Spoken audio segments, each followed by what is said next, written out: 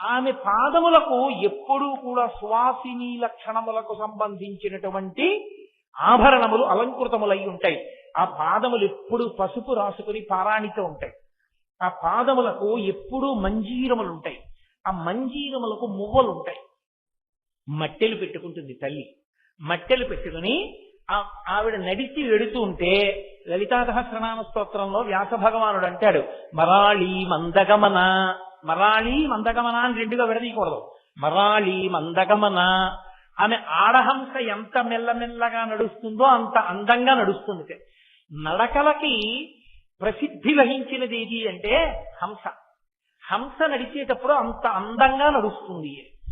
ఆవిడ నడిస్తే ఏమవుతుందిట అంటే పోతన గారు భాగవతం చేస్తూ రుక్మిణీ కళ్యాణంలో ఒక మాట అంటారు, పేర్వేర బొమ్మల పెండ్లిండ్లు చేయుచు అబలలతోడ బియ్యంబులుందు గుజ్జల గోళ్లను ఒక మరప్ప వండించి చెలులకు పెట్టించు చెలువ మెరసి రమణీయ మందిరా రామదేశములందు పువ్వు తీగలకును పోవి పెట్టు సదమల మణిమయ సౌదభాగములందు లీలతో భర్మ డోలికల నూగు బాలికల తేరి బాలికల తోడ బంతులాడు హరికాకీర పంక్తికి చదువు చెప్పు బర్హి సంఘంబులకు మురిపములు గరపు మందమరాళములకు చూపు మందగపుడు అంటారు. మందమరాళములు అంటే ఆడ హంసలు.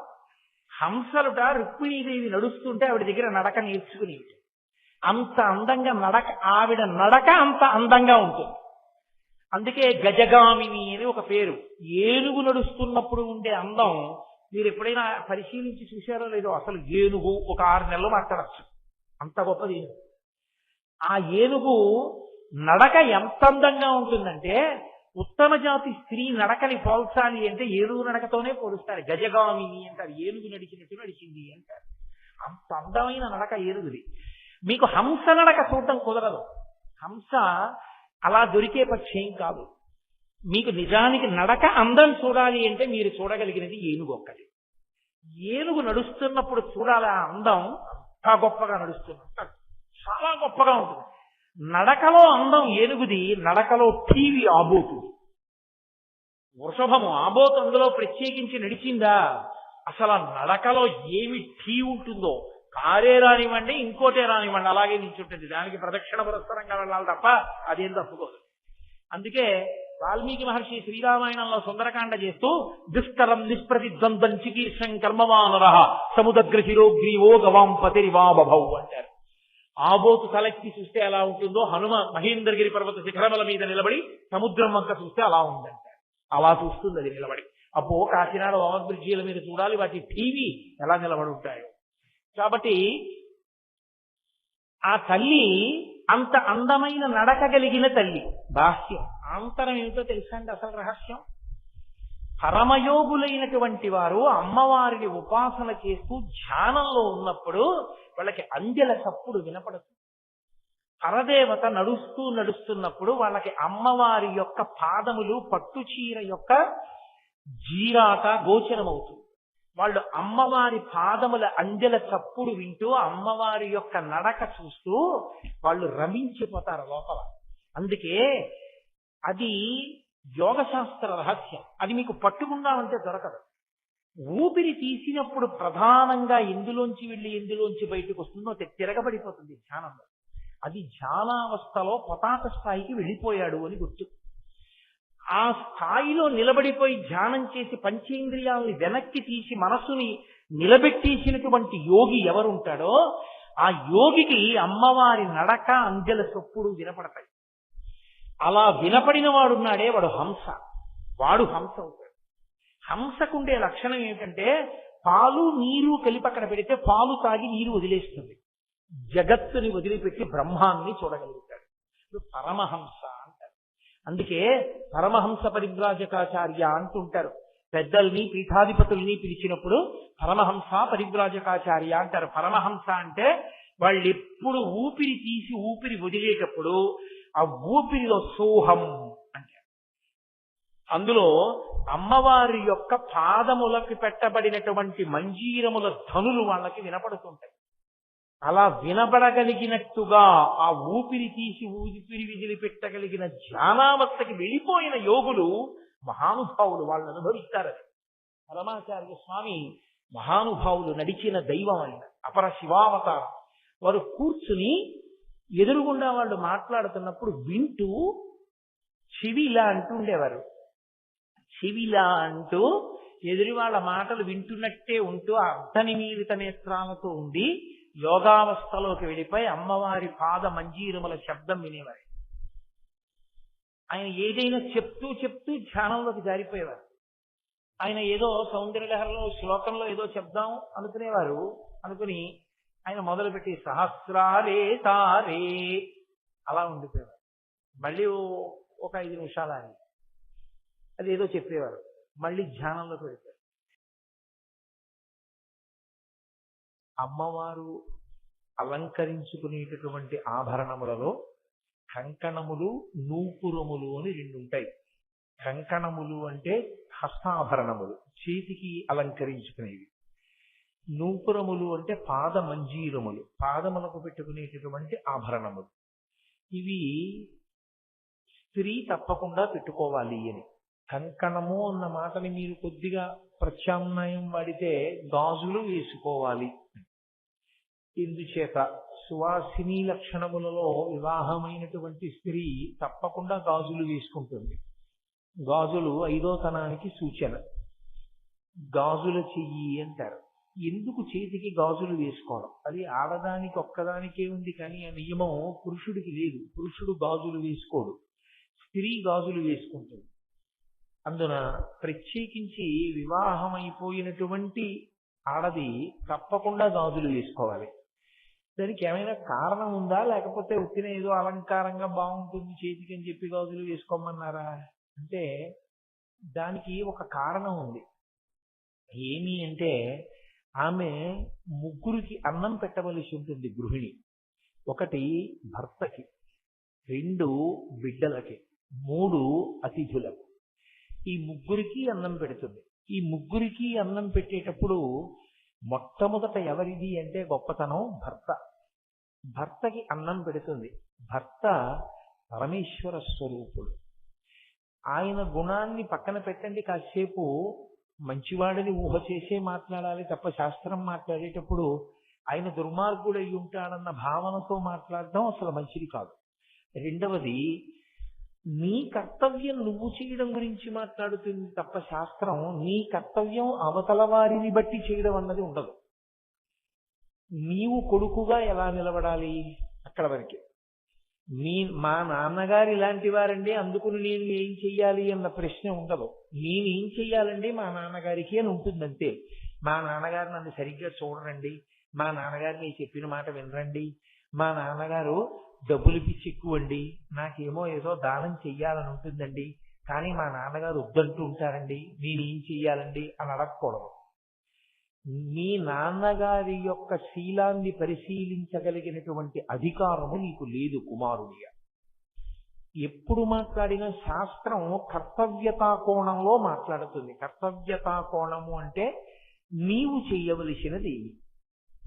నేను చేసేటప్పుడు భర్తగా నేను నా భార్యకి చెయ్యవలసిన కర్తవ్యం ఏదైనా ఉందనుకోండి, ఆమె ఎటువంటిది అన్నది విచారణ చేయకూడదు. నేను నా భార్యని రక్షించాలి, అది నా ప్రథమ ధర్మం.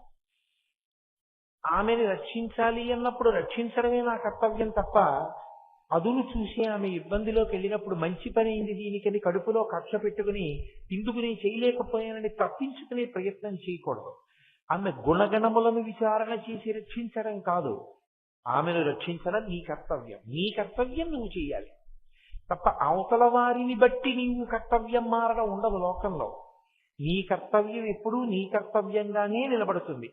ఒక పుత్రుడి కర్తవ్యం ఏమిటి? తండ్రి గారి ఇంటికి తిరిగి వచ్చినప్పుడు ఒక చెంబుతో నీళ్లు తీసుకొచ్చి, నాన్నగారండి కాళ్ళు కడుక్కోండి, నాన్నగారండి ఉత్తరీయం ఇవ్వండి లోపల పెడతాను, నాన్నగారండి మీ పంచ మడత పెట్టి అక్కడ పెడతాను, నాన్నగారండి కాళ్ళు పక్కన. ఇది కొడుకు కర్తవ్యం. ఇది చేసేటప్పుడు మా నాన్నగారు నా ఫీజు కట్టారా కట్టలేదా, మా నాన్నగారు నాకు డబ్బు ఇచ్చారా ఇవ్వలేదా అన్నదాన్ని బట్టి కాళ్ళు కడుక్కోవడానికి నీళ్ళు ఇవ్వడం ఉండదు. తండ్రి ఇచ్చినా ఇవ్వకపోయినా నీ కర్తవ్యం నువ్వు చేసేయాలి. అందులో ఇంకా మళ్ళీ ఏమి రాజీ ఉండదు. అందుకే కర్తవ్యతా కోణాన్ని మాట్లాడినప్పుడు అవతల ఆయన ఎటువంటి వాడండి అన్న ప్రశ్న ఉండదు. ఒకవేళ నేను అందుకే మీరు ఎప్పుడైనా శాస్త్రాన్ని అర్థం చేసుకునేటప్పుడు కొంచెం జాగ్రత్తగా అర్థం చేసుకోవాల్సింది. కొంతమంది ఓ ప్రశ్న వేస్తుంటారు. మహాపతివ్రత సుమతి, ఆమె భర్త కోరరాని హేయమైన కోరిక కోరాడు. ఆమె ఆయన్ని తల మీద పెట్టుకుని తీసుకెడుతోంది కుష్ఠరోగగ్రస్తుణ్ణి. ఆయన కోరిక తీర్చుకొని అవకాశం కల్పించడం కోసం. అలా చెయ్యడం పాతివ్రత్యమా అంటారు. ఆమె వైపు నుంచి ఆవిడ కర్తవ్యాన్ని ఆవిడ పూర్తి చేసింది. అందుకు మహాపతివ్రత.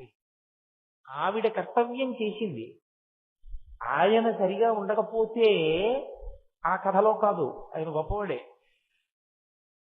అలా ఉండకపోతే అది ఆయన దోషం. ఆయన దోషం ఆయన్ని కట్టి కుడుపుతుంది తప్ప నీ కర్తవ్యాన్ని నువ్వు మారడానికి వీల్లేదు. నువ్వు అలా అయితే ఇంకా గుణగణములను బేరీజు వేసి కర్తవ్యం నిర్వహిస్తాను అంటే అసలు కర్తవ్యం అన్న మాటకు అర్థమవుతుంది. అసలు అప్పుడు ఎవరూ కర్తవ్యం నిర్వహించరు. కాబట్టి కర్తవ్య నిర్వహణ అన్న మాట యందు మీరు ఆ స్థానమునందు ఏం చెయ్యాలో అది చెయ్యడమే తప్ప అవతల వారి గురించి ప్రశ్నించేటటువంటి అధికారము మనకుండదు. నా భార్య నన్ను అనుగమించాలి, నేను మంచివాడనైనా చెడ్డవాడనైనా నన్ను అనుగమించాలి, ఆమె కర్తవ్యం పూర్తయిపోయింది. నేను మంచివాడను కాకపోతే ఆ తప్పు నాది, పరమేశ్వరుడు నాకు శిక్ష వేస్తాడు. నా గుణములను విచారించి అనుగమించడం అన్నది లేదు శాస్త్రంలో. నీ కర్తవ్యం పోయినట్టప్పుడు. మీరు నన్ను బాగా అర్థం చేసుకున్నారనుకుంటున్నాను. కాబట్టి ఆమె చేతికి గాజులు వేసుకుంటుంది. పెళ్ళయిన తర్వాత ప్రత్యేకించి వేసుకుంటారు.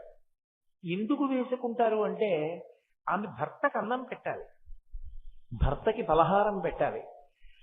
భర్తకి అన్నం పెట్టినప్పుడు అది సాక్షాత్ పరమేశ్వరుడికి పెట్టినట్టే.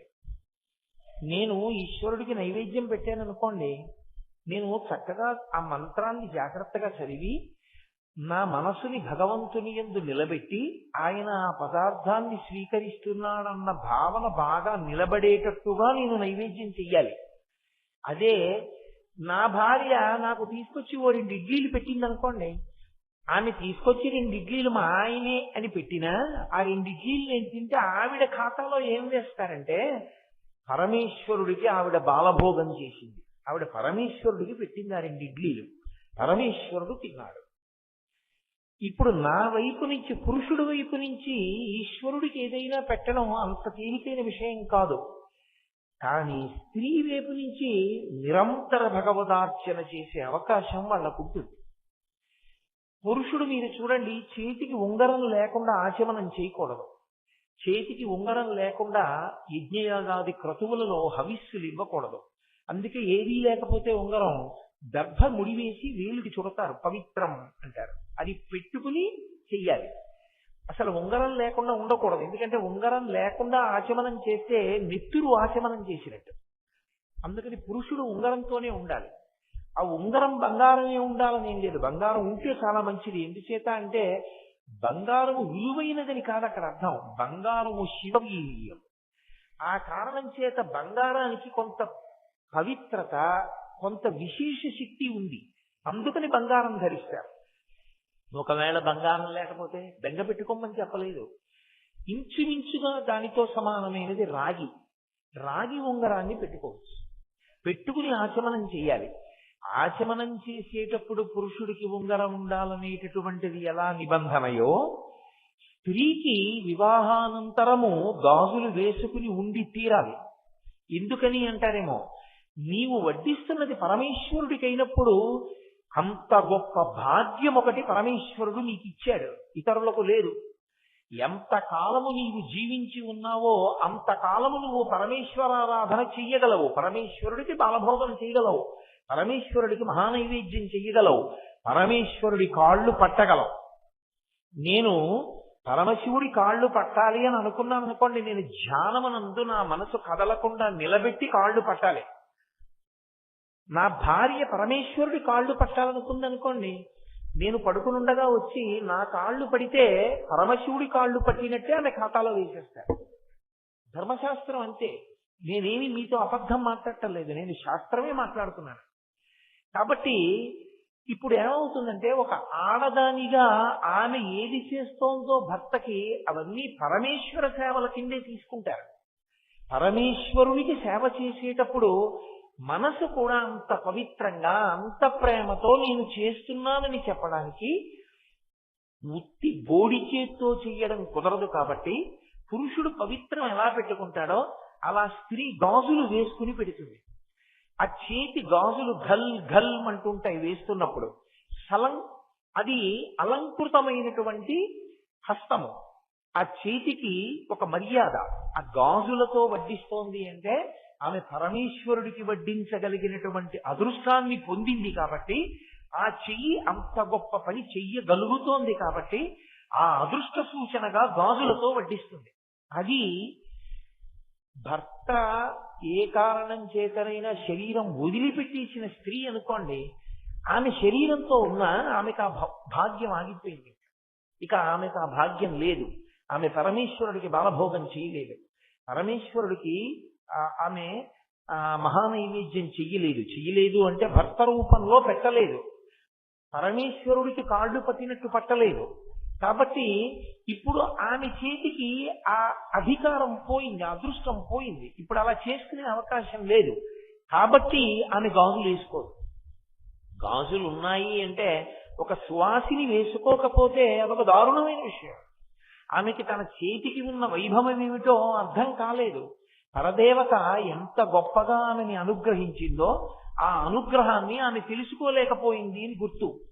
అమ్మవారు ఏది చేస్తున్నా మీరెప్పుడూ ఒకటి గుర్తు పెట్టుకోవాలి. శంకరాచార్యుల వారు ప్రత్యేకించి అమ్మవారి గురించి మాట్లాడేటప్పుడు మొట్టమొదట ఆయన దృష్టిలో పెట్టుకుని మాట్లాడేది ఏది అంటే, ఆమె చేసినదేదో అది లోకమునకు ఆదర్శమవుతుంది ఆచారంగా. ఆ తల్లి మొట్టమొదటి ఇల్లాలు. మీతో నేను 1కి 10 మార్లు మనవి చేస్తున్నాను. వాళ్ళది ఆది కుటుంబం, మొట్టమొదటి కుటుంబం. ఆమెయే మొదటి ఇల్లాలు లోకంలో. అయినప్పుడు ఆమె ఏది చేస్తోందో అది లోకమునకు ఆచరణీయమవుతుంది, ఆదర్శమవుతుంది. కాబట్టి ఆ తల్లి భర్తని అనుగమిస్తోంది పతివ్రతగా అని చెప్పడానికి వేటిని ఆధారంగా తీసుకోవాలో, అన్యోన్యతకి ఏది ఉదాహరణగా నిలబడుతుందో దాన్ని శంకరాచార్యుల వారు ఆవిష్కరిస్తారు. అందుకని జనత్పణత్ కంకణ నూపురాయి, జనత్ అన్న శబ్దంతో కణత్ అన్న శబ్దంతో ఆమె కంకణములు నూపురములు ధ్వని చేస్తున్నాయి. ధ్వని చేస్తున్నాయి అన్న మాటకు అర్థం ఏంటి? ఎప్పుడు ధ్వని చేస్తాయి? ఇలా ఉండిపోయింది అనుకోండి ఆవిడ, అయితే ఇలా ఉండిపోయింది అనుకోండి, అప్పుడు ధ్వని చేయదు ఇంకా. ఎందుకంటే చెయ్యి కదలదు. చెయ్యి కదలకుండా ఇలా ఉండిపోతే ఏదో అభయముద్రో వరదముద్రో పట్టిందనుకోండి, అప్పుడు ఆ చెయ్యి కదలవలసిన అవసరం లేదు. కదలవలసిన అవసరం లేకపోతే అప్పుడు పరదేవతా స్వరూపంగా నిలబడినట్టు. అప్పుడు దాని వలన గాజులు కదులుతాయి, కంకణములు కదులుతాయి అని చెప్పి ఆవిష్కరించడం కుదరదు. కానీ ఆ తల్లి కంకణముల ధ్వని వినపడుతోంది అంటే ఏమిటి గుర్తు? ఆవిడ చెయ్యి కదులుతోంది. ఆవిడ చెయ్యి కదిలితే దేనికి కదులుతూ ఉండాలి? ఆవిడ చెయ్యి కదిలింది అంటే మీరు ఊహించడానికి అవసరం. ఒక ఇల్లాలుగా ఆవిడ ఏం చేస్తుంటుంది అంటే ఆమె భర్తకి అన్నం పెడుతుంది. భర్తకి అన్నం పెట్టడంలో అందరికన్నా అన్నం పెట్టడం చాలా కష్టం. ఎవరికో తెలుసా అండి? శివుడికి. ఎందుచేత అంటారేమో, ఆయన దగ్గర ఒక చమత్కారం ఉంది. ఆయన నాకు ఆకలిస్తోంది ఇవాళ ఏం వండుతున్నావు అలా ఆయన ఏం అడగడు. ఆయన పెట్టేస్తే తినేస్తాడు. ఆయన వేళక ఆయన ఆకలి వేసే వేళటికి మీరు ఊహించండి, ఒక కుటుంబంగా ఊహించండి కాసేపు. పెట్టకపోతే ఆయన ఏమనడు, అదేటో ఇంకా వంట అవ్వలేదా అలా ఏమనడం. చక్కగా ఓ కపాలం పట్టుకుని పక్కింటి ముందుకు వెళ్ళి నిలబడి భవతి భిక్షాంది అంటే, అయ్యయ్యో అని పక్కింటి ఆవిడ చూసి, అయ్యో అన్నయ్య గారు అదేంటి 2 అని ఆవిడ పెట్టేస్తుంది. పార్వతీదేవి గొప్పతనం ఎక్కడో తెలుసా? ఎన్నడూ పరమశివుడికి అన్నం తినడానికి ఆవిడ వలన ఇబ్బంది రాకుండా చూసుకుంటూ ఉంటుంది. శంకరాచార్యులు వారు దీన్ని సౌందర్యలహరిలో ఒక అద్భుతమైన శ్లోకంలో వర్ణించారు. రణీజిత్వా దైత్యానపహృత శరస్త్రై కవచిభి నివృత్యై చండాంశ త్రిపురహర నిర్మాల్య విముఖై అన్న శ్లోకంలో పరమశివుడు ఎంతగా భక్తికి వశుడవుతాడంటే, భర్తకి భార్యకి ఒక అనుబంధం ఉంటుంది. భర్త ఏ విస్తట్లో తింటాడో అందులో మిగిలినటువంటి పదార్థాన్ని తినే అధికారం స్వతసిద్ధంగా ఉన్నది ఎవరికి అంటే ఒక్క భార్యకే ఉంటుంది. ఉచ్ఛిష్టం అంటారు. కొంతమంది తెలియక ప్రసాదం అంటుంటారు, తప్పలా అనకూడదు. గురువు గారి ప్రసాదం అంటుంటారు కొంతమంది, తప్పు. గురువు గారి ప్రసాదం అన్న మాట ఎప్పుడు వాడతారంటే గురువు గారి శరీరం వదిలిస్తే వాడతారు. గురోచ్ఛిష్టం అంటే గురువు గారి తినగా మిగిలినది మీకు ఇచ్చారు అని. ఓ పళ్ళ రాశిలో గురువు గారు ఓ పండు తిని ఓ పండు మీకు ఇచ్చారనుకోండి, అప్పుడు ఓ 25 యాపిల్ పళ్ళల్లో ఆయన ఓ పండు తిని మిగిలిన 24 పళ్ళు శిష్యులకి ఇచ్చేస్తే గురువు గారి ప్రసాదం అనకూడదు. గురువు గారి శరీరం వదిలిపెట్టేసిన తర్వాత నైవేద్యం పెట్టి గురువు గారు ఆరాధన పెడితే గురు ప్రసాదం.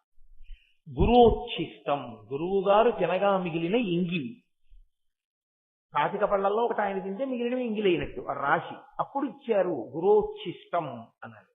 అలా భర్తృచ్ఛిష్టం పతి తినగా మిగిలినటువంటి పదార్థము, దీనిని తినడానికి అధికారం ఎవరిది అంటే ఏ ఇంటనైనా సరే అందులో భాగం ఎవరికి ఉండదు. అది స్వతసిద్ధంగా అధికారం ఎవరిదంటే ఒక్క ఆమెదే, ఒక్క భార్యకే చెందుతుంది. ఆవిడికి ఆ అధికారం ఉంటుంది. పైగా ఎంత అధికారం ఉంటుందంటే భర్త తిన్న పళ్ళెంలో ఆకులో కడగకుండా పదార్థాన్ని వడ్డించేసుకుంటారు. వడ్డించుకుని పదార్థాన్ని తినేస్తారు. అప్పుడు అది దేని కిందకు వస్తుందని అన్నారంటే ఈశ్వరుడు తిన్న పాత్రలో తిన్నట్లు. నాకు తెలిసి నా చిన్నతనంలో మా ఇంట్లో అలా తింటూ ఉండేవారు. అది ఏదో అమర్యాద అని కాదు, లేదు అలా ఇష్టం లేకపోతే తినమని నేనేం శాసనం చేయట్లేదు ఎవరిని. నేను అలా ఏదో బలవంత పెట్టి శాస్త్రం చెప్తున్నాను అని మీరు అనుకోకూడదు. నేను పాటించిన వాళ్ళ వైభవాన్ని ప్రకటిస్తున్నాను అని మీరు గమనించవలసి ఉంటుంది. కాబట్టి భర్త తిన్న పాత్రలో తినడం కానీ భర్త తినగా మిగిలినది తినడం కానీ ఎవరి హక్కు? భర్త తినగా మిగిలినది అన్న మాటకు అర్థం ఏమిటో తెలుసా అండి? ఆయన సగం సగం తిని వదిలేసింది మంచిదే, కాదంటలేదు. ఏదో ఆయనకి మీరు ఒక మధుర పదార్థాన్ని వేస్తే అందులో గిల్లుకుని ఆయన సగం తిని సగం వదిలితే భార్య తింది అంటే అందులో దోషం ఏం లేదు. అథవా నా ఉద్దేశ్యం ఏమిటి అంటే భర్త తినగా మిగిలినది అన్నదానికి అర్థం నిజానికి భర్త గారికి పెట్టి తను తినున్నది అని. ఎప్పుడు ఎంగిలవుతుందంటే పదార్థాన్ని వండి పదార్థంలో కొంత మీరు ఎవరికైనా వడ్డించారనుకోండి, ఇక దాన్ని నైవేద్యం పెట్టకూడదు. ఎందుచేత అంటే అది ఉచ్ఛిష్టమే లెక్క. అందులో కొంత భాగం ఒకరు తినేస్తే మిగిలినది ఉచ్ఛిష్టం, ఎంగిలే. ఇంకా అందుకే ఆచమన పాత్రని కలశ పాత్రగా పెట్టకూడదు. ఎందుకంటే ఆచమన పాత్రలోంచి ఓం కేశవాయ స్వాహ అని మీరు తాగ్గానే ఎంగిలేంది. అదే కలశ పాత్ర కింద పెట్టేసి మళ్ళీ ఆ నీళ్ళే అభిషేకం చేసేస్తే తప్పు. ఆచమన పాత్ర వేరు, కలశ పాత్ర వేరు. ఉచ్ఛిష్టం అంటే మొదట భర్తకి వడ్డిస్తుంది అని గుర్తుదానికి. మొదట ఆమె భర్తకి వడ్డిస్తుంది, అది ఆమె చేతికున్న గొప్పతనం. అందుకు గాజులు, అది ఆవిడ ప్రేమ. ఆయన ఉచ్ఛిష్టం నేను తింటాను, అప్పుడు నాకు ఐదోతనం, నాకు ఆయుర్దాయం, నాకు వైభవం. ఇప్పుడు భర్త తినేసి వెళ్ళిపోయిన తర్వాత ఆమె తింటుంది. ఇప్పుడు మిగిలిన పదార్థాలన్నీ ఏమవుతాయంటే భర్త గారి యొక్క ఎంగిలి కింద లెక్కలోకి వస్తాయి. అది పరమేశ్వరుడు తినగా మిగిలినటువంటి ఎంగిలి అంటే ఇప్పుడు అది ప్రసాదం. ఆ భావన చేత అది ప్రసాదం కాబట్టి ఇప్పుడు తీసుకుంటుంది ఆవిడ. అలా పార్వతీదేవి అటువంటి నియమాన్ని అనుసరిస్తుంది. అందుకే శాస్త్రంలో శివుడు అన్నం తిన్నాడు అని ఎలా చెప్పచ్చు అని అడిగారు. పార్వతీదేవి తాంబూలం వేసుకుంటే.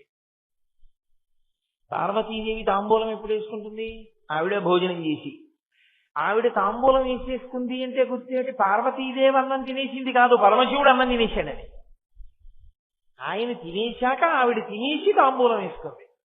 అలా ఎందుకు వేసుకోవడం అంటే సువాసిని తాంబూలం వేసుకోకుండా ఉండకూడదు, తాంబూల చర్వణం చెయ్యాలి తప్పకుండా. కాబట్టి తాంబూలం వేసుకుంటుంది ఆవిడ. మీకు ఇవన్నీ ఏవి ఉత్తినే వచ్చాయి అనుకోకండి, ఇవన్నీ పరమ యథార్థమైనటువంటి ధార్మిక విషయాలు.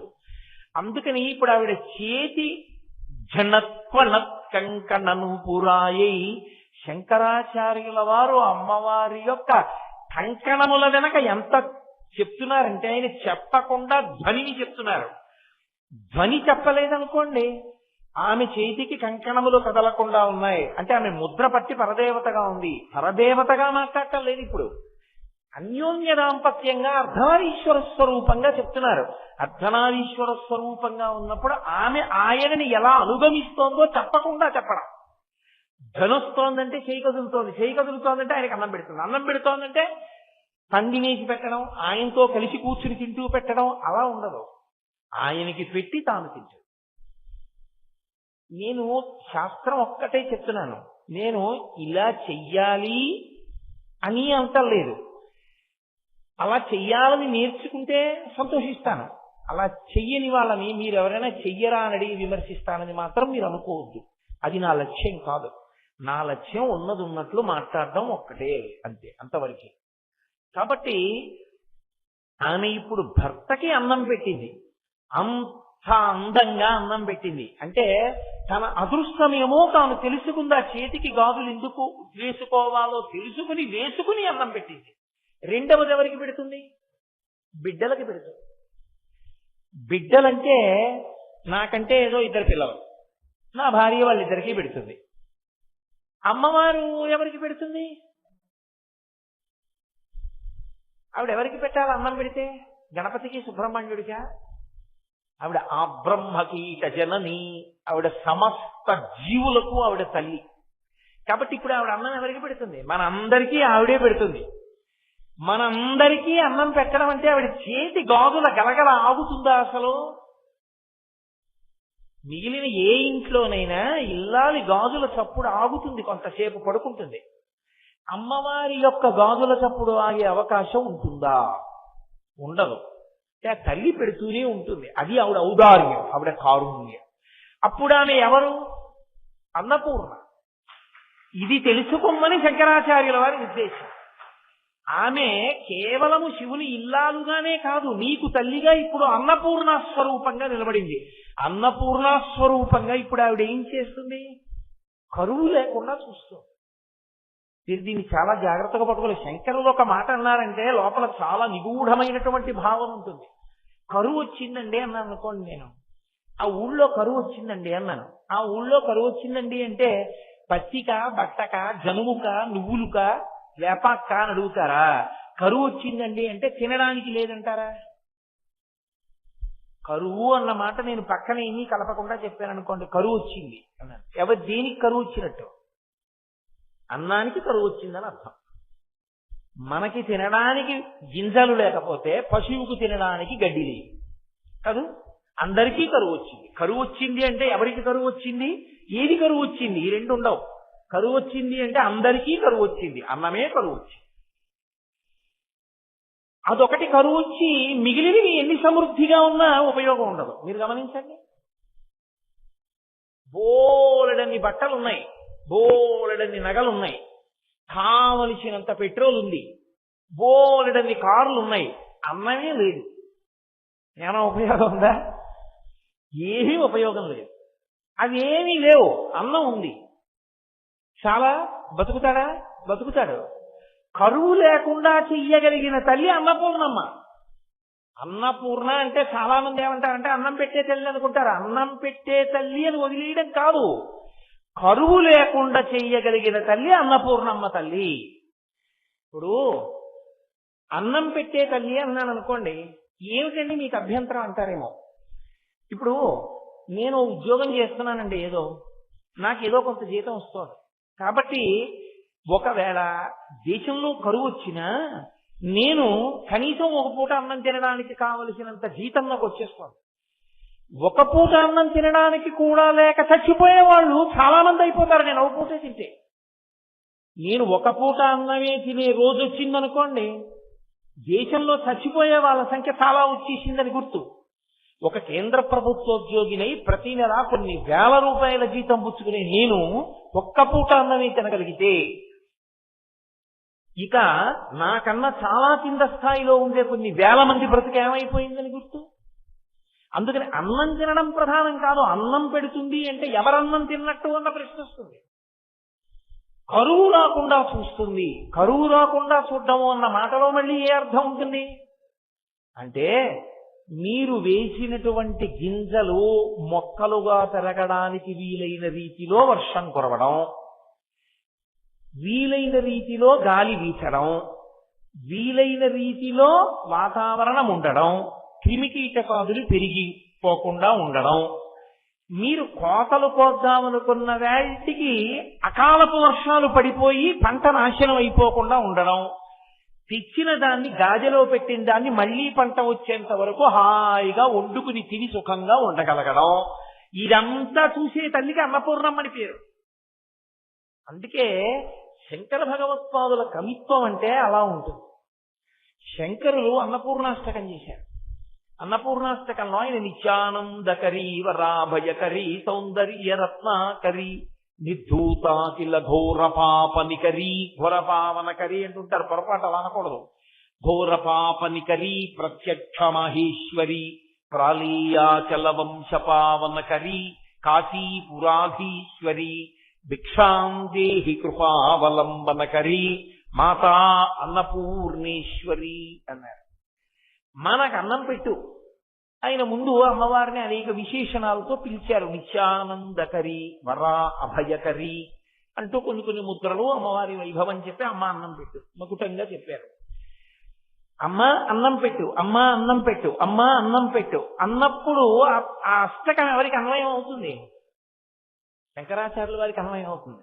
నే చదివాను అనుకోండి, ఎవరికి అన్వయం అవుతుంది? భిక్షాందేహి, అమ్మ భిక్షం అడుగుతున్నాను అన్నం పెట్టు అన్నాను అనుకోండి, ఇప్పుడు ఎవరికి అన్నం పెట్టాలి? ఆవిడే నాకు. ఇలా ఎవడి మానాన వాడు అమ్మవారి దగ్గరికి వెళ్ళి అష్టకం చదివిన వాడు ఒక్కడే అన్నం పెట్టించుకుంటే మిగిలిన వాళ్ళ పరిస్థితి? నీ ఇంట నీ భార్య ఉంది, నీ ఇంట నీ బిడ్డలున్నారు, నీ ఇంట అన్నదమ్ములు ఉన్నారు, నీ ఇంట అక్క చెల్లెళ్ళు ఉన్నారు, వాళ్ళెవ్వరికీ లేదు, నువ్వు ఒక్కడివే తినగలవా? తినలేవుగా. ఏదైనా తింటే కలిసి తినాలందరూ కదూ. అందుకే శంకరులు అన్నారు, ఒక మాట అన్నారు, అది శంకరాచార్యుల వారి యొక్క విశాల హృదయము. అందుకే శంకరుల కవిత్వము వంటి కవిత్వము చేయగలిగిన వాడు లోకమునందు లేడు. ఆయన అన్నారు, మాతాచ పార్వతీదేవి పితాదేవో మహేశ్వర బాంధవాః శివభక్తాశ్చ స్వదేశో భువనత్రయం. శంకరుడు సన్యాసి, బంధువులు ఎలా ఉంటారు ఆయనకి?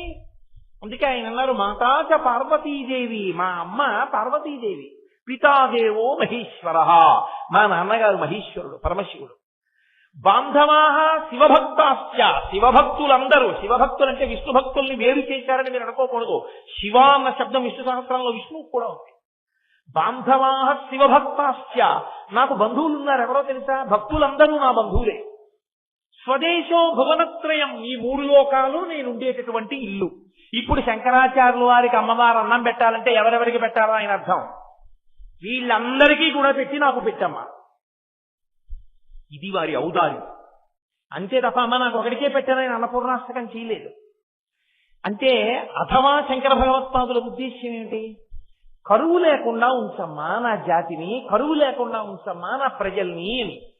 అంత పరమోదారులై వారు అన్నపూర్ణాష్టకం చేశారు శంకర భగవత్పాదులు. నీవు కూడా అన్నపూర్ణాష్టకం చెయ్యకుండా, అన్నపూర్ణాష్టకంలో ఒక శ్లోకమైనా చెప్పకుండా అన్నం తినకూడదు. ఎందుకని? ఆ తల్లి అనుగ్రహం లోపించిందా పంట చేతికి రాదు, చేతికొచ్చినా నోట్లోకి వెళ్ళదు, నోట్లోకి వెళ్ళినా జీర్ణం కాదు, జీర్ణమైనా సరైన బుద్ధి పుట్టదు, బుద్ధి సరైనది పుట్టనప్పుడు నువ్వు ఎంత బలంగా ఉన్నా ఉపయోగం లేదు. నీకు మంచి బుద్ధి ఉన్నా శరీరంలో బలం లేనప్పుడు దేశానికి పనికిరావు. అన్నీ ఉండాలంటే ఆవిడ అనుగ్రహం ఉండాలి. అన్నము తిన్నది రక్తంగా మారి సప్తధాతువులుగా మారి 10 మందికి పనికొచ్చేలా నీ బ్రతుకు ఉండాలంటే అన్నపూర్ణమ్మ యొక్క అనుగ్రహం ఉండాలి. అందుకే ఆ అన్నపూర్ణ అన్న మాటకు అర్థం ఏమిటంటే కరువు లేకుండా చేయగలిగిన తల్లి. ఇప్పుడు అయ్యా ఆవిడ అలా చేస్తుందిరా, ఆవిడ దగ్గరికి వెడితే ఆవిడ పెడుతుంది, అలాగా పెట్టగలదు, ఆవిడ దగ్గరికి వెళ్ళు అన్నారు అనుకోండి. లోకంలో కొంతమందిలో ఒక ఆభిజాత్యం ఉంటుంది. ఏమిటండి బొత్తిగా ఆడదు, ఆవిడ దగ్గరికి వెళ్ళి అలా అడగడం ఏమిటండి, పెట్టించుకోవడం ఏంటండి, బాగుంటుందా? నేను అడిగితే ఇంకో మగాడిని అడుగుతాను కానండి, అలా ఆడవాళ్ళ దగ్గరికి వెళ్ళి అన్నం పెట్టని చేయి చాపి నేను అలా అడగనండి అంటాడు. ఇప్పుడే నువ్వే పాటి మగాడివి? మగాళ్ళకి మగాడిని, మొదటి మగాడిని నేనే లోకంలో, నేనే వెళ్ళి అడుగుతున్నాను చేయి చాపి మా ఆవిడ దగ్గర. నీకేం కష్టం? నాన్నగారే నిల్చున్నప్పుడు పిల్లలకి కష్టమా? ముందు ఆయనే వెళ్ళి నిల్చున్నాడు ఆది భిక్షు. ఆయన వెళ్ళి నిలబడితే అమ్మ ముందు ఆయనకి పెట్టింది. ఎందుకని? భర్తకి పెట్టి కదా బిడ్డలకి పెడుతుంది. అందుకని మొదట పెట్టింది ఆయనకి, తర్వాత పెట్టింది మనకి. ఆయనకి పెడుతున్న మూర్తి ఇంట్లో ఉందంటే మనకి తర్వాత పెట్టేస్తోందని గుర్తు. ఆయనకే పెడుతోందండి మాకెప్పుడు పెట్టదా అని అడగకూడదు. అమ్మాయికి పెట్టింది అంటే తర్వాత మనకే పిలిచి పెట్టేస్తుంది. పైగా ఆయన మొదటి ముద్ద ఇలా నోట్లో పెట్టుకుంటే ఏమంటాడు? అరే పిల్లలు తిన్నారా? లేదు, మీరు తిన్నాక పెడతాను. ఇప్పుడు ఆయన గంట సేపు కబుర్లు చెప్తూ తింటాడా? పిల్లలు నకనకలాడుతున్నాడు, గబగబా తినేసేసి పిల్లలకి పెట్టేసి విస్తళ్ళేసి ఈలోగా వెంటనే చేస్తుంటూ వాళ్ళకి వడ్డన చేసే లోపల నేను భోజనం అయిపోతుంది, తినండి. ఇప్పుడు అమ్మ పిల్లలు కలిసి తింటారు. మీరు ఒకటి గుర్తుపెట్టుకోండి, ఆయనకి పెడుతోంది అంటే అర్థం ఏమిటి? ఆ తర్వాత ఆవిడ మనతో కలిసి తింటుంది అని గుర్తు కాదు. అమ్మ భర్తకొకడికే ముందు పెడుతుంది, ఆ తర్వాత పిల్లలకి పెట్టి తన ఒక్కటి కూర్చోదు.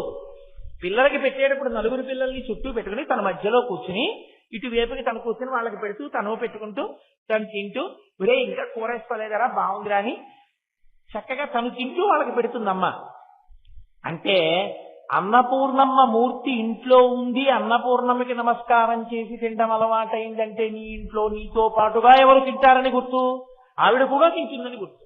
ఆవిడ పెట్టి తింటుంది కాదు. అప్పుడు ఆవిడ చేతి గాజులు నీ ఇంట కదులుతాయి. నీ ఇంటి ఇల్లాలు ఎవరుందో ఆవిడిలోకే ప్రవేశిస్తుంది ఆవిడ, గృహలక్ష్మి కాబట్టి. ఇప్పుడు ఆవిడ చేతి గాజుల గలగలలు పరదేవతా చేతి గాజుల గలగలలు కాబట్టి ఆ ఇంట అన్నానికి లోటు రాదు, ఆ ఇంట అన్నం దొరుకుతుంది. అందుకే ఎప్పుడెప్పుడు అమ్మవారు అన్నం పెట్టిందని చెప్పినా అమ్మవారి చేతుల గాజుల గలగలలు కూడా వెంటనే చెప్తారు, చెప్పకుండా విడిచిపెట్టరు. కాశీఖండంలో శ్రీనాథ మహాకవి ఒక అద్భుతమైనటువంటి పద్యాన్ని ఇచ్చారు. మహానుభావుడు అనుభవించాడు తత్వాన్ని. వ్యాస మహర్షి కాశీలో అన్నం దొరకలేదు. అన్నం దొరకలేదంటే దొరకక కాదు, కాశీపట్టణం ఒక్క దాంట్లోనే ఒక విచిత్రమైన ఆచారం ఉంది. మీరు ఎప్పుడైనా చూశారో లేదో, కాశీపట్టణంలో ఎవరి ఇంట్లోనైనా ఎవరైనా చనిపోయి శవం ఇంట్లో ఉన్నా సరే ఎవరైనా వచ్చి అన్నం అడిగితే పెట్టేస్తారు అక్కడ. తప్ప ఇంట్లో శవం ఉంది అన్నం పెట్టమన్న మాట లేని ఏకైక స్థలం కాశీపట్టణం. కాశీపట్టణంలో అన్నం దొరకకపోవడం అన్నది ఉండదు. కాశీలో ఎక్కడో అక్కడ మీకు అన్నం పెట్టేస్తారు ఎవరో. అది కాశీపట్టణానికి ఉన్న వైభవం అసలు. అందుకంటే అన్నపూర్ణ తిరుగుతుంది మధ్యాహ్నం వేళ ఆవిడ. అటువంటి కాశికాపట్టణంలో పరమశివుడు నియమం విధించాడు, వ్యాసుడికి అన్నం దొరకకుండా చెయ్యి, చూస్తా ఎంత వైరాగ్యంతో నిలబడతాడో అన్నాడు. అన్నం దొరకకపోయేసరికి వ్యాసుడికి ఎక్కడ లేని కోపం వచ్చి కాశీపట్టణాన్ని శపించబోయాడు. శపించపోతే ఆవిడ గబగబా బయటికి వచ్చిందో, ఒక బ్రాహ్మణ ఇల్లాలు రూపంలో పైకొచ్చింది. పైకొచ్చి ఎందుకో అలా శపిస్తున్నావు, మా ఇంట్లో భోజనం చేయి అంది. మీరు కొంచెం జాగ్రత్తగా గమనించండి, ఆవిడ మామూలుగా ఇలా పిలిచి ఎందుకంటే అంత కోపం, రండి మా ఇంట్లో భోజనం పెడతాను అందనుకోండి, గాజులు ఏం పెద్ద గల్ గల్ గల్ గల్ మనవు. ఇలా అంటే ఏమంటాయి పెద్ద, మా ఇంట్లో భోజనం చేయండి అంటే ఏమనవు. కానీ ఆకలితో ఉన్నవాడిని చూసి ఆవిడ ఊరుకోదు. అందుకే శ్రీనాథుడి నోటి వెంట వచ్చిన పద్యం ఏం పడిందో తెలుసా అండి? ఆయన అన్నాడు, వేద పురాణ శాస్త్ర పదవీ నదవీయసి అయిన పెద్ద ముత్తైదువా, కాశికానగర హాటక పీఠ శిఖాధిరూఢ అయి ఆదిమశక్తి సంయమీవరా ఇటు రమ్మని హస్త సంజ్ఞాదరలీల చేసే రత్న కటకాభరణంబులు కల్లు కల్లనం. ఇలా చేయబెట్టి రండి అనలేదుట. ఆకలితో ఉన్నవాడిని చూస్తే అమ్మ మనసు కొట్టుకుపోయి, ఎవరావిడ? ఆ తల్లి వేద పురాణ శాస్త్ర పదవీ నదవీయసి అయిన పెద్ద ముత్తైదువా. ఆవిడ పెద్ద ముత్తైదువా. ఆవిడ ఐదోతనానికి లోటు రావడం అన్న మాటే లేదు లోకంలో. అంత పెద్ద ముత్తైదువా, అయ్యాదిమశక్తి ఆదిపరాశక్తి, కాశికానగర హాటక పీఠ శిఖాదిరూఢ, కాశికాపట్టణంలో ఉండేటటువంటి పీఠాధిష్టాన దేవత ఇలా చెయ్యెత్తి సంయమీవరా ఇటు రమ్మని, ఇలా రా అన్నం పెడతాను, ఎందుకు అన్నం లేదని బాధపడతావు, ఏటో శాపం కూడా ఏంటి, ఇలా రా అని ఇలా ఇలా పిలిచిందిట. ఇలా ఇలా పిలిస్తే హస్త సంజ్ఞ ఆదరలీల చేసే, ఏదో పిలవడంలో కాశీని శపించబోతున్నాడని చెప్పి ఆపడానికి కోపం వెళ్ళరా, అన్నం పెడతానులే అనలేదుట. అన్నం లేక శపిస్తున్నాడని. చూడండి, పిల్లలు కొంచెం ఆలస్యం అయిందనుకోండి, అయిపోతుందిరా కుక్కర్లో, ఎలక్ట్రిక్ కుక్కర్లో పెట్టేసి ఇచ్చేయడం మర్చిపోయాను, ఇవాళ ప్రెషర్ కుక్కర్లో పెట్టేసాను అయిపోతుంది వంట, ఒక్క నిమిషం ఉంటుంది తల్లి. అది ఇంకా ఏదో కొద్దిగా కలపాలి, అది సరే అందులోంచి స్టీమ్ బయటికి రావాలి, చల్లారాలి, చల్లారిన తర్వాత మూత తీయాలి, వడ్డించాలి. వీడికి ఎక్కడ లేని పాపం, నువ్వు ఎప్పుడు అంతేనమ్మా, అన్నం తొందరగా పెట్టమమ్మా, ఇబ్బంది వచ్చేస్తాను, ఎంత ఆకలిస్తుందో తెలుసామా అని వాడు చిరాకు పడిపోయి, ఈలోగా నేను అమ్మ చెగోడీలు తినేస్తానమ్మా అంటాడు. అమ్మ అంటుంది, చెగోడీలు తినేది ఏంట్రా, వండిన అన్నం ఏం చేయను, ఒక్క నిమిషం ఉండు నాన్న, ఒక్క నిమిషం ఉండు. వాడు అంత దెబ్బలాడుతున్నా విచిత్రం ఏంటంటే, అయ్యో పిల్లాడికి వేళ పట్టున అన్నంలే పెట్టలేకపోయానని తన తప్పుతో కుంగిపోతుంది తప్ప, ఏమిట్రా ఒక్క రోజుకి ఏం లాగి లెంపక ఏం కొట్టదమ్మా. పిల్లాడికి పాఠం అర్థం అవ్వకపోతే నా తప్పు వాడికి అర్థం అయ్యేటట్టు చెప్పలేకపోయాననుకునే మాస్టర్ లేకపోవచ్చు. వేళకి అన్నం ఉండకపోతే బాధపడే కొడుకుని చూసి నాది తప్పని కుమిలిపోతుంది తప్ప కొడుకుని కొట్టదు తల్లి. పెట్టేస్తున్నాను నాన్న అంటుంది. అమ్మ ప్రేమ అంటే అలా ఉంటుంది. ఆవిడ ఆదిమశక్తి, పెద్ద ముత్తైదువా, జగత్తులు కన్న తల్లి. ఆవిడ కోపగిస్తుందా వ్యాసుడి మీద? హస్తసము జ్ఞాదరలీల చేసే ఇది శ్రీనాథుడి యొక్క హృదయం అండి.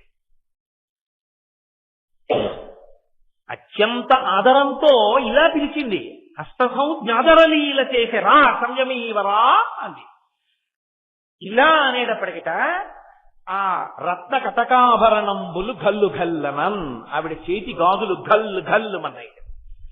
అంటే అన్నం పెట్టాలన్న తాపత్రయంలో పిలిచే అమ్మ పిలుపులో ఉండే ఆర్తి జగదంబ చేతి గాజుల సవ్వడిగా ఎలా ఉంటుందో శ్రీనాథుడు చూపించాడు. అది అమ్మవారి గాజుల చప్పుడంటే. అదే సామాన్యమైనటువంటి చప్పుడు కాదు. ఆ చప్పుడు భర్తృ శుశ్రూష. ఎప్పుడు ఆవిడ లక్ష్మీ స్వరూపిణిగా ఉన్నప్పుడు శ్రీ మహావిష్ణువు పాదములు ఒత్తుతుంది. ఆ పాదములు ఒత్తుతున్నప్పుడు ఆవిడ గాజుల చప్పుడు అవుతూ ఉంటుంది. మీరు సుప్రభాతంలో వింటారుగా, లక్ష్మీ మహీతను రూప నిజానుభావ నీలాది దివ్య మహిషీకర పల్లవానాం ఆరుణ్య సంక్రమణ కిలసాంద్ర రాగౌ శ్రీ వెంకటేశ చరణౌ శరణం ప్రపత్తి. నేనైతే అంటాను, గురువు గారి పాదముల దగ్గర వంగి నమస్కరించినటువంటి తలా చేతిలో ఉన్న పురుషుడు, భర్త కాళ్ళు ఒక్కసారి కూడా పట్టని భార్య, వీళ్ళిద్దరి జన్మ నిరర్థకం. పురుషుడిగా వాడికి గౌరవం ఎప్పుడంటే గురువు గారి దగ్గర వంగి గురుపాదములకు నమస్కరించినప్పుడే అసలు ఆ శరీరానికి ఒక అందం, గౌరవం. స్త్రీకి అందం, గౌరవం ఎప్పుడంటే జన్మలో భర్త కాళ్ళు పట్టినప్పుడే. ఆ చేతులు ఈశ్వరుడు ఇచ్చినందుకు, ఆ చేతులకి గాజులు ఉన్నందుకు అందం. కాబట్టి లక్ష్మీదేవంతటిది గాజులు గల్లు గల్లు అనబడేటట్టుగా ఆమె భర్త యొక్క కాళ్ళు పడుతోంది. కాబట్టి ఆ తల్లి బిడ్డలకి అన్నం పెడుతోంది, ఆ తల్లి భర్తకి అన్నం పెడుతోంది.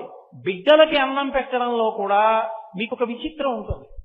ఇంట్లో తండ్రికి కనపడితే దెబ్బలాడతాడని తప్పు పనులు చేయడానికి అలవాటు పడిపోయిన కొడుకు అందరూ అన్నం తినే వేళటికి రాకుండా, రాత్రి 8ంటికి భోజనం చేస్తారంటే నాన్నగారు లేచి ఉంటారని రాకుండా, నాన్నగారు పడుకున్నాక వెడదామని రాత్రి 10ంటికి ఇంట్లోకి వచ్చి మెల్లగా తలుపు తీసుకుని లోపల ప్రవేశించి వంటింట్లోకి వెళ్ళి ఆకలితో ఏదో కనపడింది తిని పడుకుండిపోతాడేమోనని భర్తతోటి నాకు కొద్దిగా పనుంది సర్దుకుని వచ్చేస్తాను మీరు పడుకోండి అని చెప్పేసి, ఆ కొడుకు వచ్చే వరకు చీకట్లోనే ఎక్కడో ఉండి వాడు వచ్చి వంటింట్లోకి వెళ్ళి లైట్ వేసుకుని గబగబా ఏదో దొరికింది తింటుంటే వచ్చి తిట్టకుండా తిడితే అన్నం తినడని కూర్చోపెట్టి వాడికి అన్నీ వేసి అన్నం పెట్టి వాడు పెరుగన్నంలోకి వచ్చేసిన తర్వాత ఏడుస్తుందమ్మ. అది అమ్మ అంటే. అందుకే లోకంలో దరిద్రం అన్నది ఏదైనా ఉంటే అమ్మ లేనివాడే దరిద్రుడు తప్ప మిగిలిన వాడు దరిద్రుడు కాదు. కాబట్టి అమ్మ అంటేనే అంత ప్రేమ. 10 మందిలో బస్సులో వెడుతూ పిల్లాడికి పాలు పడుతుంది, ఏదైనా మర్చిపోతుందేమో కానీ పాల సీసా ఒక్కటి పట్టుకొచ్చి బస్సులో పాల సీసా నోట్లో పెట్టి పాలు పెట్టే తల్లిని నాకు చూపించండి. ఆ పాల సీసాకి ఒక రంగు గుడ్డ ఒకటి పైన గలీబు కింద కట్టేస్తుంది. ఎందుకని? అందులో ఎన్ని పాలున్నాయో చూస్తే పిల్లాడు తాగిన ఇన్ని పాలని ఎవరి కనురాపు తగులుతుందో అని ఓ గలీబు తొడిగి పాలు పట్టేస్తుంది తప్ప అందరికీ తెలిసేలా ఎన్ని పాలు తాగాడో తెలియకుండా చూసుకుంటుంది. అది అమ్మ. నువ్వు ఏం చేశావని నీకు పట్టింది ఆ రోజున. ఆ అమ్మని అమ్మ అని పిలిచి అమ్మకి నమస్కరించని బ్రతుకు ఒక బ్రతుక. ఇక అమ్మకి కజ్జినం పెట్టని వాడు, అమ్మకి అన్నం పెట్టని వాడు, వీళ్ళిద్దరిని నమ్మి ఎలా స్నేహం చేస్తాను? అంత చేసిన తల్లినే చూడని వాడిని నేను నమ్మనా? వాడిని దగ్గర పెట్టుకోనా? వాడు నాకు చేస్తాడా? వాడు నా పక్కన సరిగా ఉంటాడని ఏం నమ్మకం? అందుకే ప్రపంచంలో ఎవరినైనా నమ్మచ్చు, కానీ అమ్మని చూడని వాడిని మాత్రం ఎప్పుడూ నమ్మకం. వాడు కృతజ్ఞుడు, వాడికి నిష్కృతి లేదు ఇక జీవితంలో. అందుకే వాకాటి పాండురంగారావు గారు దిక్సూచి వ్యాసాలు రాస్తూ, one who says thanks to his mother and wife is the biggest pool on the face of the earth అని రాశారు. తల్లికి భార్యకి థ్యాంక్స్ నువ్వేమిచ్చి చెప్తావు? ఎక్కడో పుట్టిన పిల్ల ఇంటి పేరు వదిలేసింది, వంశం వదిలేసింది, తల్లిదండ్రులను వదిలేసింది, తన వాళ్ళను వదిలేసింది, నిన్ను నమ్మి సముద్రాలు దాటి దేశాలు దాటి వెళ్ళిపోయి నీతో ఉండి నీ తేజస్సుని తను పుచ్చుకుని నీ ఇంటి పేరుతో కొడుకుని కంది. తన తండ్రి ఇంటి పేరు అనలేదు, తన తల్లి ఇంటి పేరు అనలేదు, మామగారికి మనవణ్ణి ఇచ్చానంది. అటువంటి భార్యకి నువ్వు ఏమి ఇచ్చి థ్యాంక్స్ చెప్తావు? అసలు ఆమెకి థ్యాంక్స్ అన్న మాట చెప్పడం కుదురుతుందా? కుదరదు. థ్యాంక్స్ అన్న మాట భార్య దగ్గర అన్నాడు అంటే వాడు అయోగ్యుడు. భార్యకి తల్లికి థ్యాంక్స్ చెప్పలేరు. నువ్వు స్త్రీ పక్షపాతివి అని అనుకోకండి, నేను శాస్త్రపక్షపాతి, నేను ఉన్న యథార్థం మాట్లాడుతున్నాను. కాబట్టి ఆ తల్లి జగదంబ బిడ్డలకి అన్నం పెడుతుంది. ఆ తల్లి ఆబ్రహ్మకీట జనని, నాకు మీకు కాదు, చరాచర ప్రపంచంలో ఉన్న సమస్త ప్రాణులకు అన్నం పెడుతుంది. అందుకే మహానుభావుడు పేరాల భరతశర్మ గారు శారదానందలహరి చేస్తూ ఒక అద్భుతమైన మాట అన్నారు. గబుక్కుని అంటాను, అవి ఎప్పుడో చదివిన పుస్తకాలు గుర్తుందో లేదో తెలియదు. ఆ పద్యం, ఒక్కడు ఇంగుముఖంబులను మరొక్కడు ఆరుముగాలతోడని అక్కున పాలుత్రావా జగమంతయు బిడ్డలు కన్న తల్లి ఎక్కట నుండి చేపెదుకో ఇనబింబము చంద్రబింబము తక్కక నీ యురంబనను దల్పకయున్న అహర్నిశల్ సతీ అంటారు. అందులో ఆయన అంటారు, అమ్మ నీకున్నవి 2 స్థనాలు. అమ్మవి కదా, అన్నం పెట్టడం అంటే పాలివ్వాలి. పాలివ్వడానికి నీ ఇద్దరి పిల్లలు ముందు నీ కడుపున పుట్టిన వాళ్ళు తొడల మీద కూర్చున్నారు నీకు. ఒకడు 7 ముఖం వాడు, ఇంకొకడు 6 ముఖాల వాడు. వీళ్ళిద్దరూ తాగుతున్నారు 2 స్థానాలు. ఒక్కడు 8 ముఖం బోనను, వాడు ఆకలి తీరుతుందా? తాగుతుంటే జీర్ణమైపోతుంది. ఇంకొకడు 6 ముఖాల వాడు, వాడు 1 ముఖంతో తాగుతాడు, 2వ ముఖం పెడతాడు, 3వ ముఖం పెడతాడు, 4వ ముఖం పెడతాడు, 5వ ముఖం పెడతాడు, 6వ ముఖం పెడతాడు. 6వ ముఖానికి తృప్తి వచ్చేప్పుడు 1వ ముఖానికి ఆకలి మళ్ళీ తాగుతుంటాడు. ఇంకా మాకెప్పుడు అన్నం పెడతామమ్మా? ఒక్కడు 8 ముఖంబునను మరొక్కడు 6 ముఖాలతోడ జగమంతయు బిడ్డలు కన్న తల్లి నేడెక్కడ నుండి చేపెదకో, మాకెప్పుడు పెడతావమ్మా అన్నం అని పిల్లలు అంటారేమో. మేము మాత్రం పిల్లలం కామా అంటామేమోనని ఆవిడ ఏం చేసిందంటేట, ఇనబింబము చంద్రబింబము తక్కక నీ రంబమును దాల్చిన అహర్నిశం సతి. ఆవిడ సూర్యబింబాన్ని చంద్రబింబాన్ని రెండింటినీ తన స్థలములుగా ఉంచుకుంది. సూర్యబింబం యొక్క కిరణముల చేత మనం ఆ ఆకులలో ఉండేటటువంటి ఆకుపచ్చటి పదార్థం తయారవుతుంది. అందులోంచి కాయలు పళ్ళు అన్నీ వస్తాయి. అలాగే దొరికాయి కదా అని అన్నీ తినేస్తే అజీర్తి పట్టుకుంటే చంద్రుడి చేత ప్రకాశించి ఔషధులు మనకి వైద్యానికి దొరుకుతాయి. అందుకని పిల్లలు ఎక్కువ తింటే వైద్యం చేయడానికి ఔషధుల్ని ప్రకాశింపజేయడానికి చంద్రుణ్ణి, అందరికీ అన్నం దొరకడం కోసం చెట్లు పంటలు పెరగడానికి సూర్యుణ్ణి, ఇద్దరినీ తన యొక్క స్థలములుగా పెట్టుకుని మన అందరికీ కూడా అమ్మే అన్నం పెడుతోందన్నారు పేరాల భరతశర్మ. కాబట్టి ఆ తల్లి బిడ్డలందరికీ అన్నం పెట్టే తల్లి. కాబట్టి ఎప్పుడు ఇలా పట్టుకుని ఉంటుంది. కేవలం అన్నం పెట్టడం కాదు, అమ్మా అని పిలిస్తే చాలట, కోరిక తీరుస్తుంది. అభయం అమ్మా అన్నాడు అనుకోండి, ఎంత నిర్భయత్వమో. ఏమి తెలుసు పసిగుడ్డుకి? రైల్లో స్లీపర్ క్లాస్ లో వెళ్ళిపోతుంటాడు మంచి రోహిణీ కార్తీ. ఆ మిడిల్ బెత్తవాడు అప్పర్ బెత్తవాడు గాలి ఇట్లేదని కిటికీలు పైకెత్తేస్తారు. లోయర్ బర్త్ లో పడుకుంటుంది చంటి పిల్లాన్ని ఎట్టుకుని. వాడు ఇలా పొట్టలోకి దూరి దూరి దూరి దూరి పడుకుంటాడు. ఇట్నుంచి రైలు ఎడుతూ ఉంటుంది, అట్నుంచి రైలు పెద్ద కూత వేసుకుంటూ ఇలా వెళ్ళిపోతుంది. ఆ కూతకి రైలు చప్పుడికి గాఢ నిద్రలో ఉన్న పిల్లవాడు ఉలిక్కి పడతాడు. ఇంత నిద్రలో ఉన్న అమ్మ ఉలిక్కి పడిన ఆ పసిగుడ్డు మీద చెయ్యేసి ఇలా దగ్గరికి లాక్కుంటుంది. వాడికి ఏమర్థం అవుతుందో, అమ్మ కడుపు అమ్మ చెయ్యి తగలగానే వాడు నిర్భయత్వాన్ని పొంది మళ్ళీ నిద్రపోతాడు. అమ్మ చేతికి అమ్మ కడుపుకి అమ్మ ఒంటికి అంత శక్తి. అమ్మ అంటేనే రాశీభూతమైన నిర్భయత్వం. అమ్మ చెయ్యి తగిలితే చాలా సంతోషం. అటువంటి అమ్మ, ఆ తల్లి జగజ్జనని. అటువంటి తల్లి అమ్మా అని నిజంగా ఆర్తితో వెళ్ళి అడిగిన వాడు ఎవడి కోరిక తీర్చరు, అది వైదికమైతే ధార్మికమైతే. అందుకనిట కోరిక తీర్చడానికి ఆయుధ రూపంలో పెడుతుందిట. తినరా కొడకా, ఉభౌ సర్వీ కుంభౌ మణిగణక సంభావిత గుణౌ తథానా పాణిభ్యామృతరస మృష్టాన్న కలితౌ కళాఢ్యా కళ్యాణీ కలిత సదనాత్రీ గిరతి శరసస్యతౌ భ్రమర్యం బాలతీతు మదిష్టార్థ విభవం అంటారు. రచయితు మదిష్టార్థ విభవం, నా యొక్క కోరిక తీర్చడానికి ఆమె బంగారు పాత్ర చేతిలో పట్టుకుని మణిగణకసితమైన తెడ్డు పట్టుకుని పాయస రూపంలో వడ్డించి కోరిక తీరుస్తుంది. కాబట్టి ఆ తల్లి కామాక్షి, ఆవిడ ఏమి తీర్చలేదు కాబట్టి ఆమె కోరికలు తీరుస్తుంది. ఇక అతిథులకో, అసలు ఆవిడికి అతిథి అన్నవాడెవరు? ఆవిడ దగ్గర తినని వాడెవరు? ఎవరు? ఎక్కడ ఏది తిన్నా మా అమ్మ పెట్టిన భిక్షే, కొత్తగా తినడానికి ఏం ఉండదు. కాదు, లౌకిక మర్యాద యందు ఆలోచించినప్పుడు అతిథికి ఔపోసన కూడా భర్త పోసుకోవడానికి వీలుగా ఏర్పాటు చేస్తుంది. కాశీఖండంలో వ్యాసుడికి అన్నం పెట్టినప్పుడు అలాగే ఏర్పాటు చేసింది. అలాగే ఏర్పాటు చేసి అన్నం పెట్టింది.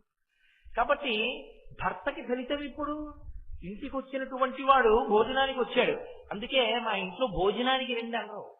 మా ఇంట్లో భోజనానికి రండి అని పిలవడం ఏదో మీ క్షుద్బాధ తీరడానికి కాస్త అన్నం పెడతాను రండి అని పిలవడం. అందుకే భోజనానికి రండి అన్నారు. అయ్యా మా ఇంట్లో దేవతార్చన చేతులు గాని రండి అంటారు. ఆయన వెళ్ళి కూర్చుంటే పదార్థములన్నీ వడ్డించి ఔపోసన వడ్డిస్తారు. ఆఖరణ చేతిలో హస్తోదకం అని వేస్తారు. హస్తోదకం వేసినప్పుడు చేతిలో వేసి వదలరు, ఓ మాట చెప్తారు. ఆయన చక్కగా ఎంతో శివభక్తుడు, పరమేశ్వరుడు అంటే ఎంతో ప్రీతి ఉన్నవాడు, అగ్ని విష్ణుద్వేషికాడు.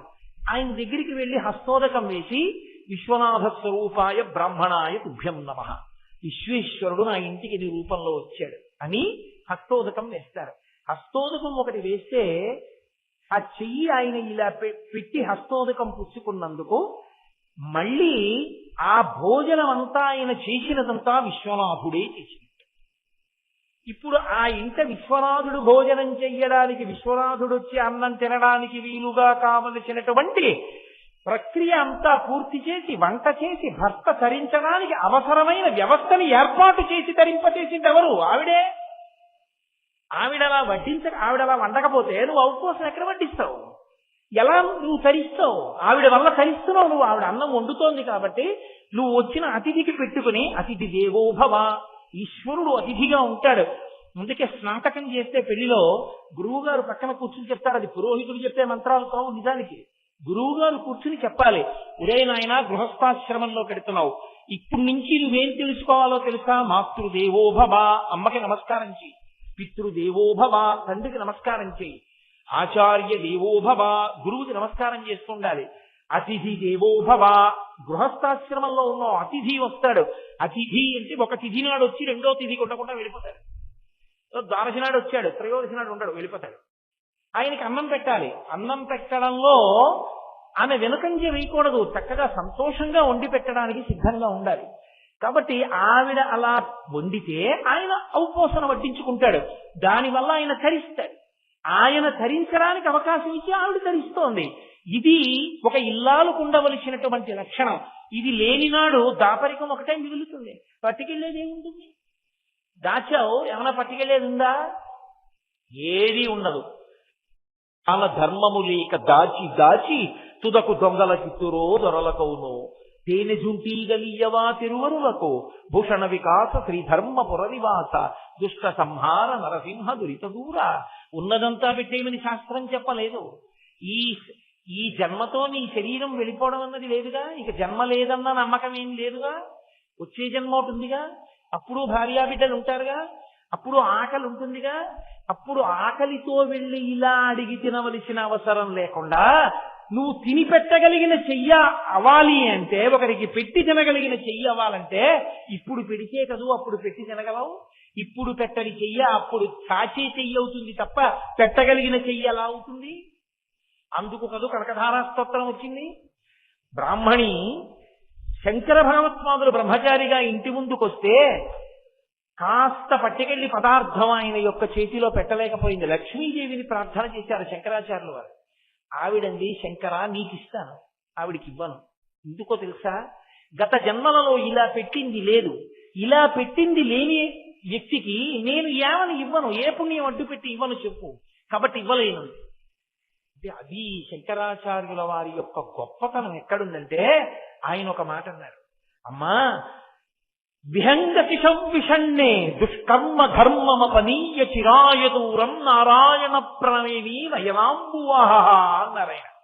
అమ్మా ఆ బ్రాహ్మణి ఎవరో తెలుసా?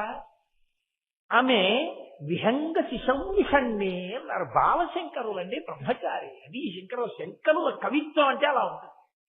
విహంగతి సౌ. మీరు చూడండి, అలా వెళ్ళిపోతున్నారు అనుకోండి రోడ్డు మీద, బాబు ఆకలేస్తోంది బాబు, ఆకలేస్తోంది బాబు అంది ఒక ఆవిడ. మీరు వెళ్ళిపోతారు అలా చూసి, ఏమో నిజం అబద్ధం. ఆవిడ బాబు ఆకలి బాబు ఆకలి అంటుంటే ఓ చిన్న పిల్ల, ఓ 4 ఏళ్ళో 3 ఏళ్ళో ఉన్న పిల్ల, అమ్మా ఆకలేసేస్తోందమ్మా, నిలబడలేకపోతున్నానమ్మా, ప్రేగులు మండిపోతున్నాయమ్మా, అమ్మా ఏమన్నా పెట్టమ్మా, ఆవిడ్ని ఇలా కొట్టేస్తోంది అనుకోండి, మీరు వెళ్ళిపోగలరా? మీరు వెళ్ళిపోలేరు. తల్లికి లేకపోతే ఆగగలరు, పిల్లకి తల్లిని పెట్టమని ఏడుస్తుంటే మీరు కదలలేరు. అందున అన్నిటికన్నా లోకంలో ఆకలి ఎక్కువ ఉండేది ఎవరికంటే పక్షులకి. శంకరాచార్యులు వారు అన్నారు, నేను పెడితే ఆవిడ ఆకలి తీరదమ్మా, నువ్వు నాకు ఇచ్చి నేను ఇస్తే. పక్షి పిల్ల లాంటిదమ్మా ఈ బ్రాహ్మణి, ఆకలితో ఉంది. పక్షి ఒక మనుష్యుని యొక్క సంతానం, ఒక చిన్నపిల్ల ఆకలితో ఉంటే వెళ్ళలేమే మనుష్యులం మేము. పక్షి పిల్ల ఆకలితో కొట్టుకుంటుంటే పాప ఏమీ పెట్టింది లేదు నేను ఇవ్వనంటావా? ఎలా అంటావమ్మా? ఒకవేళ నిజంగా ఆవిడ పెట్టింది లేదు, ఆవిడ చేసిన దుష్కర్మలన్నింటినీ కొట్టాడుతున్నారయ్యమ్మా నీ అనుగ్రహంతో, నీ కంటి చూపుతో కొట్టేయి. పుణ్యం లేదంటానే నా చేతిలో ఎండు ఉసిరికేసింది, పుణ్యం చాలదా నువ్వు ఇవ్వాలనుకుంటే అన్నారు. అమ్మవారు పొంగిపోయి లక్ష్మీదేవి బంగారు ఉసిరికలు కురిపించేసి, ఇప్పటికీ ఆ పేద బ్రాహ్మణి కుటుంబంలో ఎక్కడ బంగారు ఉసిరికలు కురిశాయో, ఎక్కడ బంగారు ఉసిరికలు కురిసిన తరువాత వాళ్ళు పెద్ద ఐశ్వర్యవంతులయ్యారో, ఆ వంశం వాళ్ళు ఇప్పటికీ శంకరాచార్యుల వారు నిలబడి కనకధారా స్తోత్రం చేసిన ప్రదేశం ఇప్పటికీ ఉన్నాయి.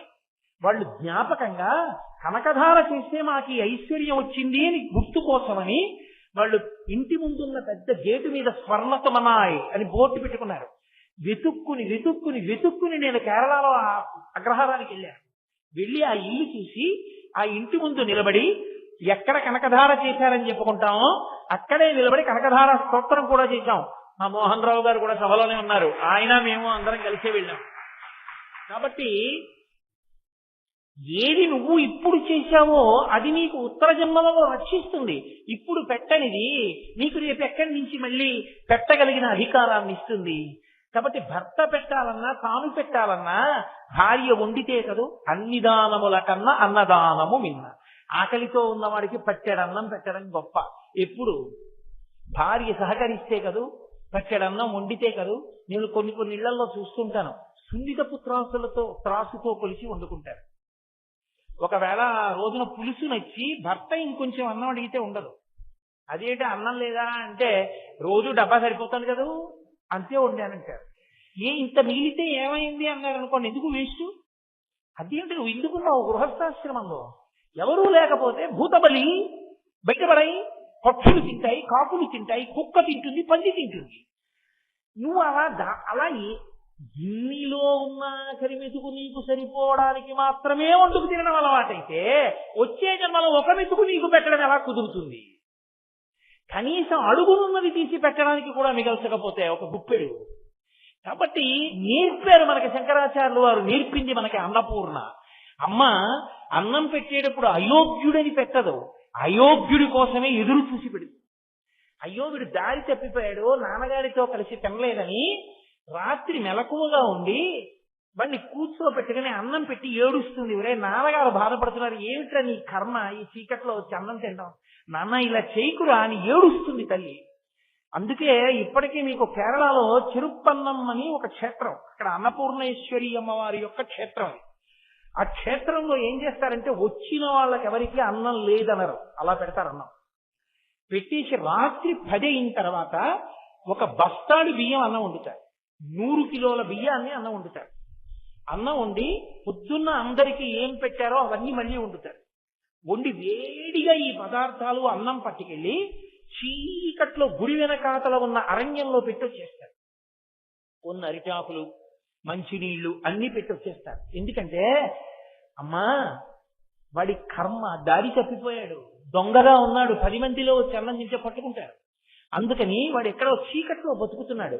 కానీ వాడికి అన్నం కావాలిగా, అమ్మ పెట్టకుండా ఎలా ఉంటుంది? అది అన్నపూర్ణమ్మ దేవాలయం అయినప్పుడు అందుకని అడవిలో పెట్టి వదిలేస్తారు. దొంగలు వచ్చి తినడతారు అన్నం. అన్నపూర్ణమ్మ ప్రసాదానికి దొంగని కూడా దూరం చేయదు. అది విచిత్రం. అది ఆ అమ్మ వైభవం.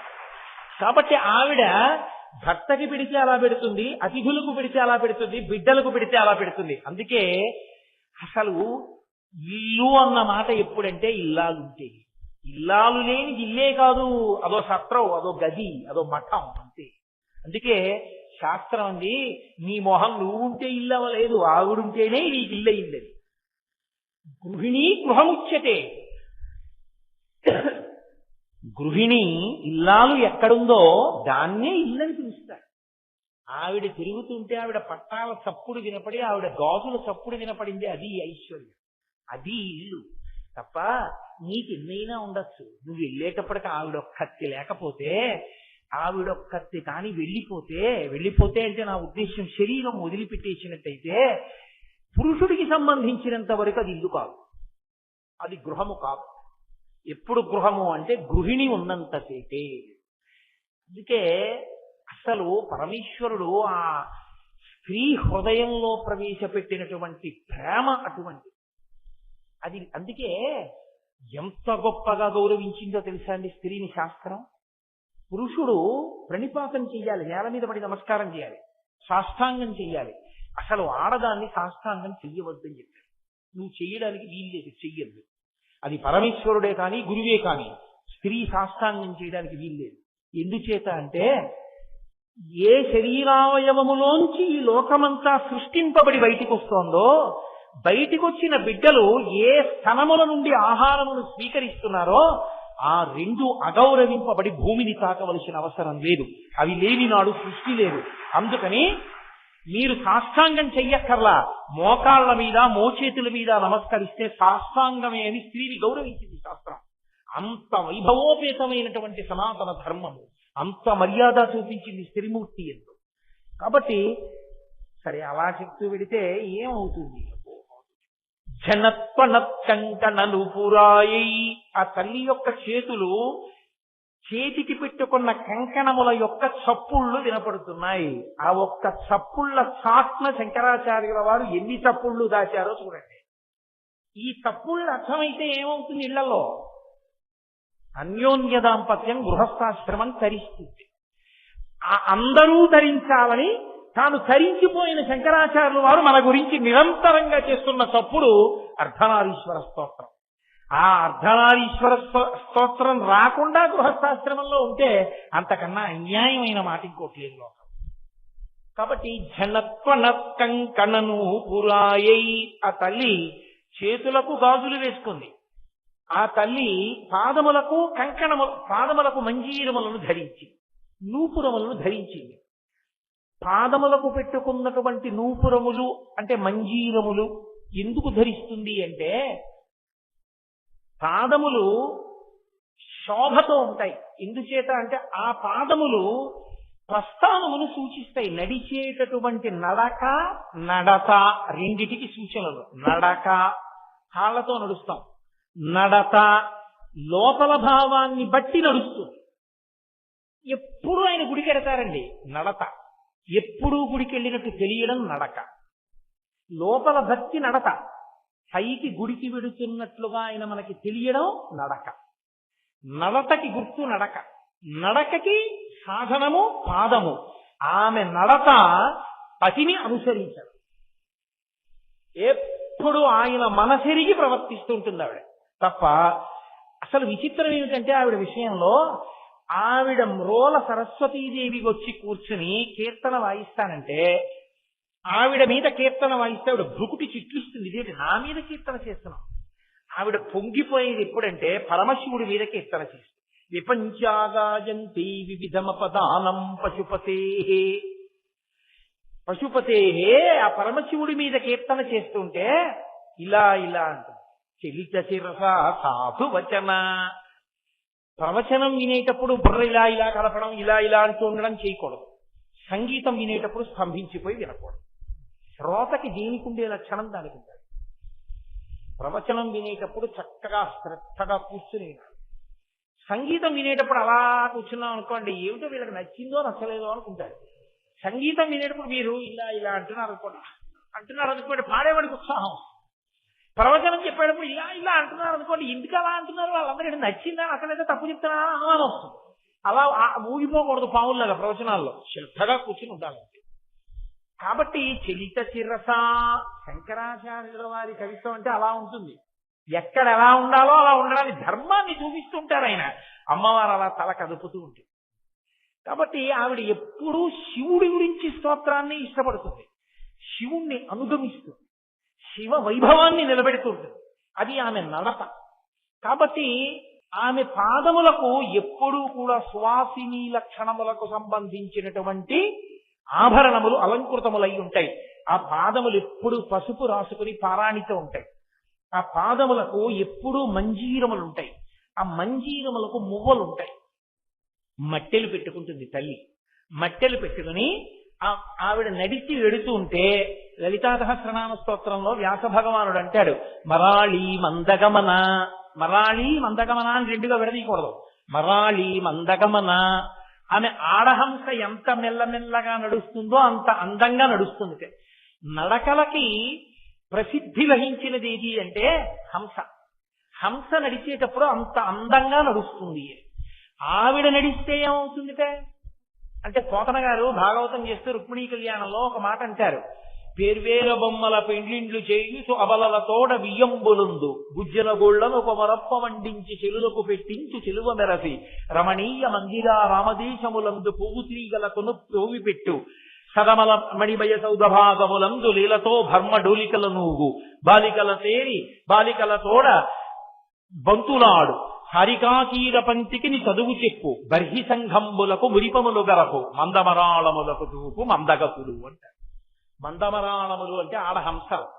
హంసలుట రుక్మిణీదేవి నడుస్తుంటే ఆవిడ దగ్గర నడక నేర్చుకుని అంత అందంగా ఆవిడ నడక అంత అందంగా ఉంటుంది. అందుకే గజగామిని అని ఒక పేరు.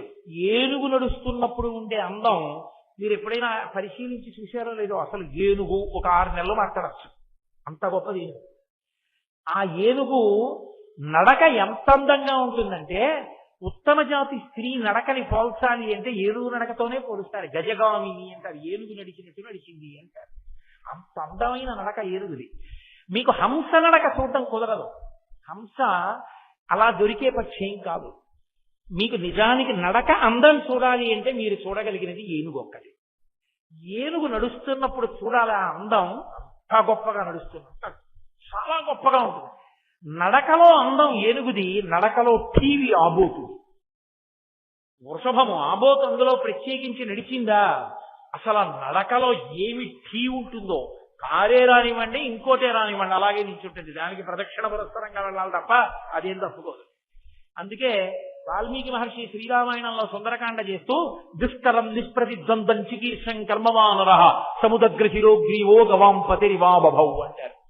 ఆబోతు తలెత్తి చూస్తే ఎలా ఉంటుందో హనుమ మహేంద్రగిరి పర్వత శిఖరముల మీద నిలబడి సముద్రం వంక చూస్తే అలా ఉందంటారు. అలా చూస్తుంది అది నిలబడి. అబ్బో కాకినాడ ఓవర్ బ్రిడ్జీల మీద చూడాలి, వాటి టీవీ ఎలా నిలబడి ఉంటాయో. కాబట్టి ఆ తల్లి అంత అందమైన నడక కలిగిన తల్లి. బాహ్యం ఆంతరం ఏమిటో తెలుసా అండి అసలు రహస్యం? పరమయోగులైనటువంటి వారు అమ్మవారిని ఉపాసన చేస్తూ ధ్యానంలో ఉన్నప్పుడు వాళ్ళకి అంజల చప్పుడు వినపడుతుంది. పరదేవత నడుస్తున్నప్పుడు వాళ్ళకి అమ్మవారి యొక్క పాదములు పట్టుచీర యొక్క జీరాట గోచరమవుతుంది. వాళ్ళు అమ్మవారి పాదముల అంజల చప్పుడు వింటూ అమ్మవారి యొక్క నడక చూస్తూ వాళ్ళు రమించిపోతారు లోపల. అందుకే అది యోగశాస్త్ర రహస్యం. అది మీకు పట్టుకుందామంటే దొరకదు. ఊపిరి తీసినప్పుడు ప్రధానంగా ఎందులోంచి వెళ్ళి ఎందులోంచి బయటకు వస్తుందో తిరగబడిపోతుంది ధ్యానంలో. అది ధ్యానావస్థలో పతాక స్థాయికి వెళ్ళిపోయాడు అని గుర్తు. ఆ స్థాయిలో నిలబడిపోయి ధ్యానం చేసి పంచేంద్రియాలని వెనక్కి తీసి మనస్సుని నిలబెట్టేసినటువంటి యోగి ఎవరుంటాడో ఆ యోగికి అమ్మవారి నడక అంజల చొప్పుడు వినపడతాయి. అలా వినపడిన వాడున్నాడే వాడు హంస. వాడు హంస అవుతాడు. హంసకుండే లక్షణం ఏమిటంటే పాలు నీరు కలిపి అక్కడ పెడితే పాలు తాగి నీరు వదిలేస్తుంది. జగత్తుని వదిలిపెట్టి బ్రహ్మాన్ని చూడగలుగుతాడు. పరమహంస అంటారు. అందుకే పరమహంస పరివ్రాజకాచార్య అంటుంటారు. పెద్దల్ని పీఠాధిపతుల్ని పిలిచినప్పుడు పరమహంస పరివ్రాజకాచార్య అంటారు. పరమహంస అంటే వాళ్ళు ఎప్పుడు ఊపిరి తీసి ఊపిరి వదిలేటప్పుడు ఆ ఊపిరిలో సోహం అంటారు. అందులో అమ్మవారి యొక్క పాదములకు పెట్టబడినటువంటి మంజీరముల ధనులు వాళ్ళకి వినపడుతుంటాయి. అలా వినబడగలిగినట్టుగా ఆ ఊపిరి తీసి ఊపిరి విదిలిపెట్టగలిగిన ధ్యానావస్థకి వెళ్ళిపోయిన యోగులు మహానుభావులు, వాళ్ళు అనుభవిస్తారని. పరమాచార్య స్వామి మహానుభావులు నడిచిన దైవం ఆయన, అపర శివావతారం. వారు కూర్చుని ఎదురుగుండా వాళ్ళు మాట్లాడుతున్నప్పుడు వింటూ చెవిలా అంటూ ఉండేవారు. చెవిలా అంటూ ఎదురు వాళ్ళ మాటలు వింటున్నట్టే ఉంటూ అర్ధనిమీలిత నేత్రాలతో ఉండి యోగావస్థలోకి వెళ్ళిపోయి అమ్మవారి పాద మంజీరముల శబ్దం వినేవారు. ఆయన ఏదైనా చెప్తూ చెప్తూ ధ్యానంలోకి జారిపోయేవారు. ఆయన ఏదో సౌందర్యలహరిలో శ్లోకంలో ఏదో చెప్దాం అనుకునేవారు. అనుకుని ఆయన మొదలుపెట్టి సహస్రారే తారే అలా ఉండిపోయేవారు. మళ్ళీ ఒక 5 నిమిషాలు ఆయన అదేదో చెప్పేవారు. మళ్ళీ ధ్యానంలోకి వెళ్ళిపోయారు. ఒక్కొక్కసారి ఆయన ధ్యానావస్థలోకి వెళ్ళిపోతే ఆయన వీపుని చెదపురుగులన్నీ కొరికేసి ఆయన ధ్యానంలోంచి బహిర్ముఖులై వీపుని ఏవో కొరుకుతున్నాయి చూడు అన్నారు శిష్యుణ్ణి. అయ్యయ్యో చెదపురుగులు కొరికేస్తున్నాయండి, రక్తం కారిపోతోందని అతను గబగబా బట్ట పట్టుకొచ్చాడు. ఆయన అన్నారు, వద్దు వద్దు వద్దు వద్దు వద్దు, నేను పరివ్రాజకాశ్రమంలో ఉన్న సన్యాసిని, నా వలన ఏ భూతమునకు అపకారం కలగకూడదు, నా శరీరం దెబ్బతిన్నా పర్వాలేదు. ఏం చేస్తావంటే శ్రావణం ఉంటుందే, బంగారపు పిసర్లు పైకెత్తుతారు, అది పట్టుకొచ్చి బట్ట మెత్తడికి పట్టుకొచ్చి ఒక్కొక్కదాన్ని చచ్చిపోకుండా మెత్తగా పట్టుకుని తీసేసి మెత్తటి బట్టలో పట్టుకెళ్ళి మళ్ళీ అవి బతకడానికి వీలుగా ఎక్కడైనా కాస్త ఎండిపోయినటువంటి కొయ్య ఉన్న చోట వాటిని జాగ్రత్తగా దులిపి వచ్చేసేయని వీపు వంచుకుని కూర్చున్నారు. కూర్చుంటే శ్రావణంతో తీసేశారు ఆ చెదపురుగుల్ని. అతి మహానుభావుడి సన్యాసాశ్రమం అంటే. అందుకే ఈ శతాబ్దపు నిజమైన సన్యాసి అన్న బిరుదు ఇవ్వబడిన ఏకైక వ్యక్తి పరమాచార్య ఒక్కరే. ఆ స్థాయిని చేరుకున్నారు మహానుభావుడు. నడిచే దేవుడని పేర్కొంచారు. అటువంటి చంద్రశేఖరేంద్ర సరస్వతి మహాస్వామి మీకు ఎవరైనా పరిచయం ఉన్నారో లేదో, కాకినాడలో పరమాచార్య స్వామి వారి యొక్క వైభవాన్ని అనుభవించినటువంటి వారు, బాగా దగ్గరగా పరిశీలించినటువంటి ఒక వ్యక్తి నాకు బాగా పరిచితుడు. వారు నాతో చెప్తూ ఉంటారు అప్పుడప్పుడు. పల్లకీలోకి వెళ్ళి కూర్చుని ధ్యానంలోకి వెళ్ళిపోయంతే అమ్మవారి పద నూపురముల యొక్క శబ్దాన్ని వింటూ ఆ యోగ స్థితిలో అలా నిలబడిపోయి ఉండిపోయారు. అది ఆ స్థితిని పొందుతారు. అది వాళ్ళని అమ్మవారు హంసలకి నడక నేర్పగలిగిన నడక అన్న మాటకు అర్థం. అది మన పాదములు ఏం చేస్తాయంటే నడవడానికి పనికొస్తాయి. అమ్మవారి పాదములు కేవలం నడవడానికి పనికొస్తాయని మీరు అనుకోకూడదు. శంకరుల ఉద్దేశ్యం ఏమిటో తెలుసా? ఆవిడ కంకణమును చూడండి అన్నప్పుడు ఆవిడ మంజీరమును చూడండి అన్నప్పుడు ఆయన ఉద్దేశ్యం ఏమిటో తెలుసా? మంజీరము మీరు చూడాలి అంటే మంజీరము గురించి వినేటప్పుడు మీకు ఏది కనపడుతుంది? ఆవిడ పాదం కనపడుతుంది. ఆవిడ పాదం కనబడినప్పుడు ఏం కనపడుతుంది? ఆవిడ పాదం చక్కగా పసుపు రాసి పారాణి పెట్టి ఉంటుంది. నఖధీవిధి సంచలన మజ్జనతమో గుణ. ఆవిడ వేలికున్న గోటి కాంతులను దర్శనం చేస్తే చాలు కొన్ని కోట్ల జన్మల అజ్ఞానం విరిగిపోతుంది. ఆవిడ పాద మంజీరముల శబ్దం మీకెప్పుడు వినపడుతుంది? ఆవిడ కదిలితే వినపడుతుంది. తాడేపల్లి రాఘవనారాయణ శాస్త్రి గారని ప్రతస్మరణీయులు మహాపురుషులు. వారు ఒకనకొకప్పుడు పరమదరిద్రాన్ని అనుభవించారు. ఆయన ఏమీ లేదు ఇంట్లో తినడానికి. లలితా సహస్రం చేస్తూ కూర్చుండిపోయి మహానుభావుడు ఒక స్థితిలో స్పృహ తప్పి పడిపోయారు. స్పృహ తప్పి పడిపోతే అమ్మవారి పాద మంజీరముల ధ్వని వినబడుతుండగా వచ్చి లేపి కూర్చోబెట్టుకుని పాయసం పెట్టింది. ఆయన ఆ తర్వాతకి వెనక్కి తిరిగి చూడ. వారింట బాలాస్వరూపం తిరుగుతూ ఉండగా బాల మంజీర ధ్వనులు విన్న వాళ్ళు ఎందరో ఉన్నారు. ఇప్పటికీ ఆ ఇంటికి వెళ్ళి ఒక రోజంతా ఉన్నటువంటి కొంతమంది వ్యక్తులు నా దగ్గరికి వస్తుంటారు. మొన్ననే వచ్చారు కూడా ఒక ఆయన. పేర్లు చెప్పడం బాగుండదు సభాముఖంగా అని నేను చెప్పట్లేదు. అలా అనుభవించారు మహానుభావులు. పరదేవతానుగ్రహాన్ని పొందారు. అమ్మవారి పాద మంజీరముల ధ్వని వినబడింది అంటే అంతటి మహాయోగి అని గుర్తు. ఊపిరిలో వింటారు వాళ్ళు. ఆ ఊపిరి తీసి విడిచిపెట్టడంలో అంత మెల్లనితనాన్ని పొందేసి అమ్మవారి మంజీర ధ్వనులు వినపడతాయి. ఆ పాదము కాని కనపడిందా, మంజీర ధ్వని వినపడిందా, వాడికి రక్షణ. మఖైర్నాక స్త్రీణాం కరకమల సంకోచతిభి తరుణాం దివ్యానాం హసతి యుపతే చింటి చరణో ఫలాని స్వస్యేభ్య కిసలయకరగ్రేణ దతా దరిద్రేభ్యో భద్రాం శ్రీయమని శమాస్మాయ దతౌ అంటారు శంకరులు సౌందర్యలహరిలో. ఎంత దరిద్రుడైనా ఎక్కడైనా అమ్మా అని పిలిస్తే చాలు ఆవిడ రక్షణ పొందుతాడు. స్వర్గలోకంలో ఉన్న దేవతలకు ఉండదు ఆ రక్షణ. అమ్మవారి పాదములను నమ్ముకున్న వాడికి ఆ రక్షణ ఉంటుంది. అటువంటి పాదములు, అటువంటి మంజీరములు. మూకశంకరులు అమ్మవారి పాదములను స్తోత్రం చేస్తూ ఒక అద్భుతమైన మాట అన్నారు. నేను ఇప్పుడు చదివినవి మూక పంచశతి అవి అసలు ఈ మధ్య నేను చూడనే కుదరట్టలేదు. జటాలా మంజీర స్ఫుటరుచి అంటారు. అందులో అమ్మవారి యొక్క పాదములకు జటలొచ్చినట్టుగా ఉంటాయి. అంటే అమ్మవారికి జట ఉంటుంది, అది కాదుట. అమ్మవారి పాదములు ఒక్కటే ఒక మనిషి కింద చిత్రీకరించారు ఆయన. అవిట ఎలా ఉంటాయంటేట జటాలా మంజీర స్ఫుటదరుణ నికటై. ఆ పాదములకు పెట్టబడినటువంటి మంజీరములలోంచి వచ్చేటటువంటి వివిధ రకములైన మణుల కాంతులు ప్రసరించడం వల్ల తపస్సు చేస్తున్న వ్యక్తికి జటలు కట్టేసి ఎర్రగా ఎలా వేలాడుతుంటాయో జటలు, అమ్మవారి పాదములు ఒక్కటే అలా ఉంటాయిట. మీరు మరోలా అనుకోకండి, మీకు బాగా అర్థం అవడానికి నేను చూపిస్తున్నాను. అందులో ఆయన అంటారు, అమ్మా నువ్వు నీ పాదములు ఎలా కూర్చుంటాయంటేట తపస్సులో కూర్చున్నట్టుగా అవి ఆమె యొక్క గోళ్లల్లోంచి నఖ రుచి జరి గంగపయస అంటారు. తపస్సు చేసే వ్యక్తి గంగానది ఒడ్డులో కూర్చుని తపస్సు చేస్తుంటే కింద నుంచి గంగ నీళ్లు వచ్చేసాయి అనుకోండి, ప్రవాహం వచ్చి బహిర్ముఖుడు అవడం. అలాగే గంగ నీళ్లలోనే అలాగే కూర్చుని తపస్సు చేసేస్తూ ఉంటాడు. ఎందుకంటే మనసు పైకి వెళ్ళదుగా, లోపల రమిస్తున్నాడు. గంగాజలాలు తగులుతూ వెళ్ళిపోతున్నాయి. కొద్దిగా ప్రవాహం పైకి వచ్చింది, ఆయనకి తెలియదు. అలాగే గంగాజలాలలో కూర్చుని తపస్సు చేస్తున్నట్లుగా నీ పాదములు కూడా తపస్సు చేస్తున్నాయమ్మా అన్నారు. ఆ తపస్సు చేసే వ్యక్తికి పైన జటలు కట్టి వేలాడతాయి. అలా నీ పాదములు కూడా గంగలో ఉన్నాయి. ఎలా ఉన్నాయో తెలుసా అన్నారు. నీకు అర్థం అవడానికే చూపిస్తున్నాను తప్ప నా ఉద్దేశ్యం ఇంకొకటి కాదు.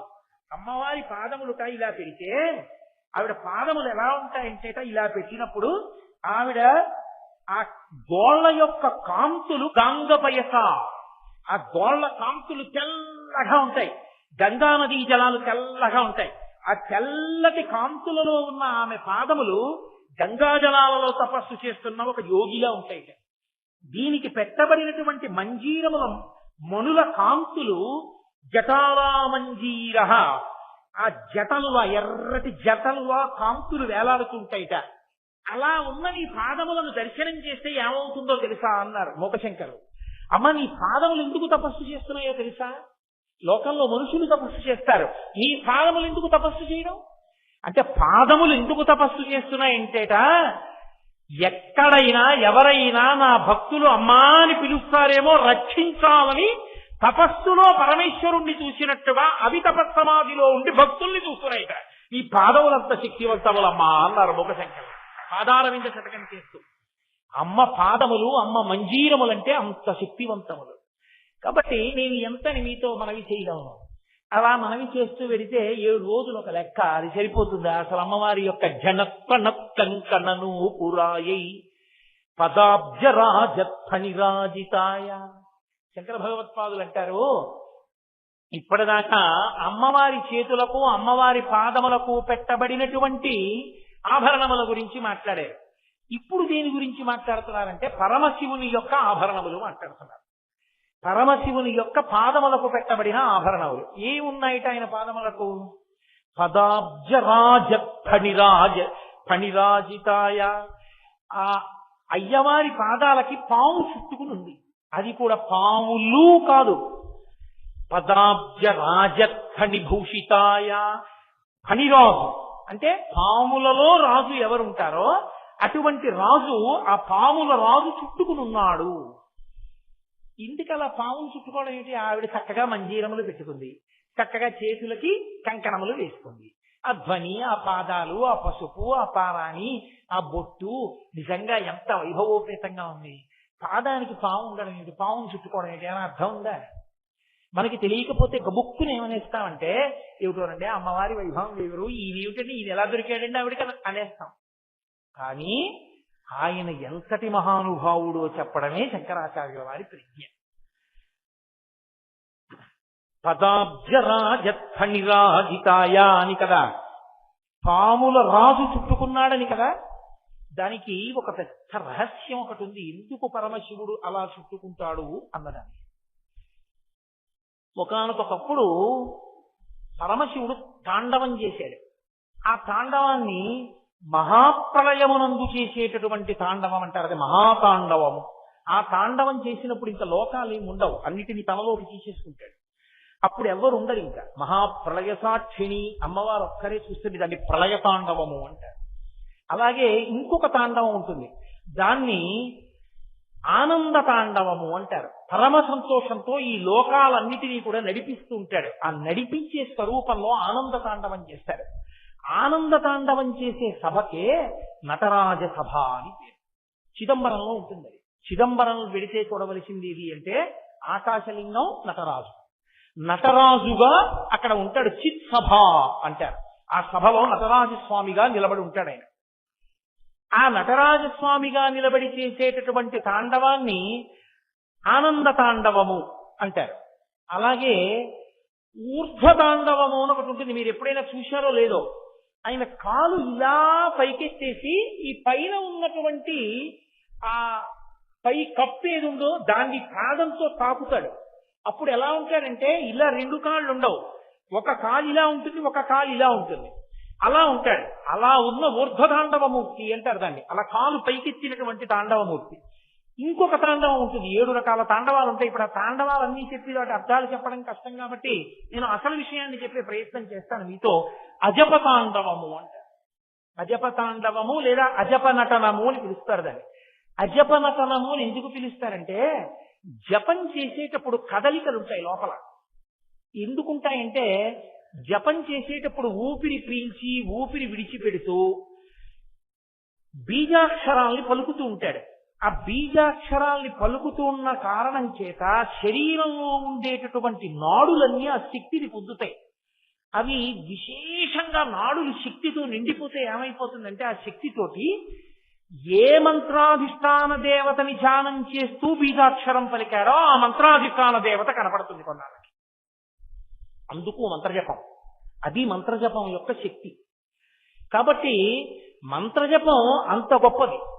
అటువంటి మంత్రజపం చేత లోపల వచ్చేటటువంటి కదలికలకి జపతాండవము జపనటనము అంటారు. అంతవరకు అర్థం చేసుకోండి చాలు. అజపనటనము అని ఒకటి ఉంటుంది. అజపనటనము అన్న మాటకు అర్థం ఏమిటో తెలుసా? ఆయన ఏమీ జపం చేయడు, ఆయన ఏమీ మంత్రం చెప్పడం, ఆయన ఈ ధ్యాన స్వరూపాన్ని చూడడం. అజప అంటే జపం చేయట్లేదు.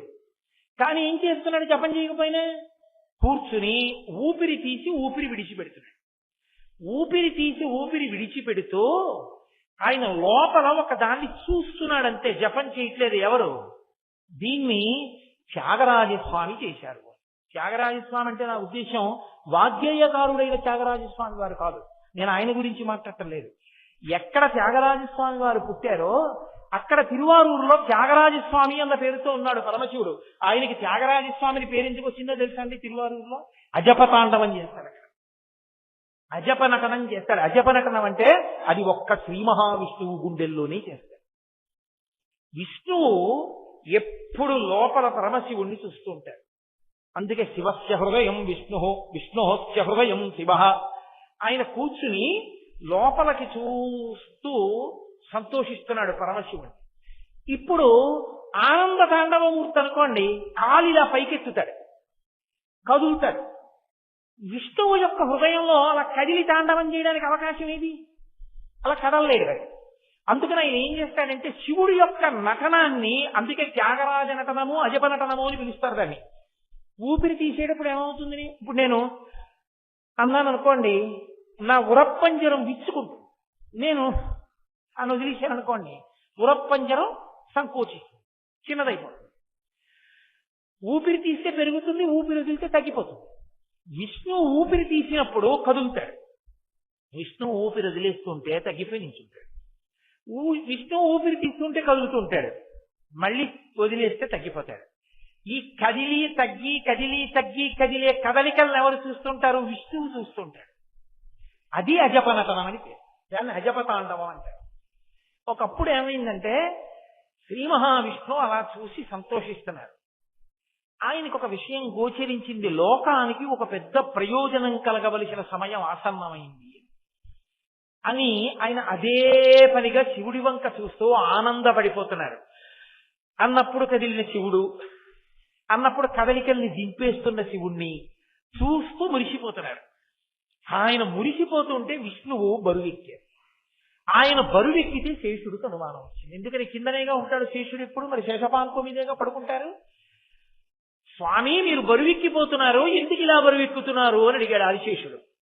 ఆయన అన్నారు, నేను లోపల అజపతాండవం చూస్తున్నాను, శివుణ్ణి చూస్తున్నాను అన్నారు. అంత బాగుంటుందా శివనృత్యం అన్నారు. చూస్తే నీకు తెలుస్తుంది అన్నారు. ఎక్కడ చూడమంటారు అని అడిగారు. చిదంబరం వెళ్ళు, చిదంబరంలో చిత్సభలో నటరాజస్వామిగా ఆనంద తాండవం చేస్తాడు, వెళ్ళి చూడమంటారు. చిదంబరం వచ్చాడు ఆదిశేషుడు. ఏ రూపంలో వచ్చాడో తెలుసా అండి? ఆదిశేషుడుగా రాలేదు, పతంజలి అన్న పేరుతో వచ్చాడు. అందుకే పతంజలి యోగశాస్త్రం ఇచ్చారు, పతంజలి వైద్యశాస్త్రం ఇచ్చారు, పతంజలి మహాభాష్యం ఇచ్చారు, వ్యాకరణం. మనుష్యులకి కావలసిన రోగాలు పోవడానికి ఔషధి, యోగము, వాక్కుకి కావలసిన వ్యాకరణము, 3 ఇచ్చారు పతంజలి. అందుకే మహాభాష్య వ్యాఖ్య అంటారు ఎవరు, మూకశంకరులు మూక పంచశతిలో.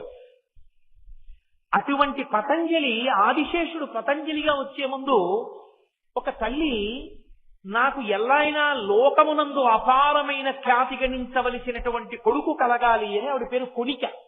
కొనిక అన్న తల్లి సూర్యనారాయణమూర్తిని ఉపాసన చేస్తూ 2 చేతులు తాపి అంజలి ఘటించి నిలబడింది, సూర్యుడి వంక చూస్తూ మీ అనుగ్రహంతో నాకు కలగాలని. ఇక్కడ నుంచి శేషుడు వెళ్ళిపోయాడు అనుకోకూడదు, శేషుడు అక్కడ ఉంటాడు. శేషాంశ కదిలింది, కదిలి భూమండలం మీదకి వస్తోంది, చిదంబరంలో చూద్దామని. ఆయన వస్తూ ఉంటే సూర్యుడు చూశాడు. చూసి కొనిక లోకమునందు అపారమైనటువంటి కీర్తి గణించవలసిన కొడుకు కావాలని అడిగింది, కాబట్టి వెళ్ళి నువ్వు ఆవిడకి కొడుకుగా పుట్టు అన్నాడు. అనేటప్పటికీ ఆదిశేషుడు చిన్న పాము పిల్లై అంజలి ఘటిస్తున్నటువంటి కొనిక చేతి మీదకి వచ్చి పడ్డాడు. ఆవిడంది, సూర్యనారాయణమూర్తికి అంజలి ఘటిస్తుండగా నాకు బిడ్డడిగా చేతి మీద పడ్డావు కాబట్టి పట్టంటే పడ్డావు, అంజలి ఘటిస్తుండగా అంజలి మీద పడ్డావు కాబట్టి నీకు పతంజలి అని పేరు ఇచ్చారండి. అందుకొచ్చింది పతంజలి అన్న పేరు. ఆ పతంజలి చిదంబరం వెళ్ళాడు. చిదంబరం వెళ్ళి నటరాజస్వామి వారి యొక్క ఆనంద తాండవాన్ని చూశారు. అందుకే మీరు ఎప్పుడైనా నటరాజస్వామి వారి యొక్క మూర్తిని చూడడం కాదు, విగ్రహం చూడడం కాదు, నటరాజస్వామి వారి యొక్క చిత్తరువుని చూడాలి. అది కూడా తెలిసి తెలియని వాళ్ళు తీసింది కాదు. మీరు కంచి ఏకాంబరేశ్వరుడి దేవాలయానికి వెళితే, మొన్ననే నేను ఏకాంబరేశ్వరుడి దేవాలయానికి వెళ్ళినప్పుడు నాతో ఉన్నారు ఎవరు, అది మోహన్ రావు గారే ఉన్నారు నాతో, ఆయనకి చూపించాను కూడా, చూడండి.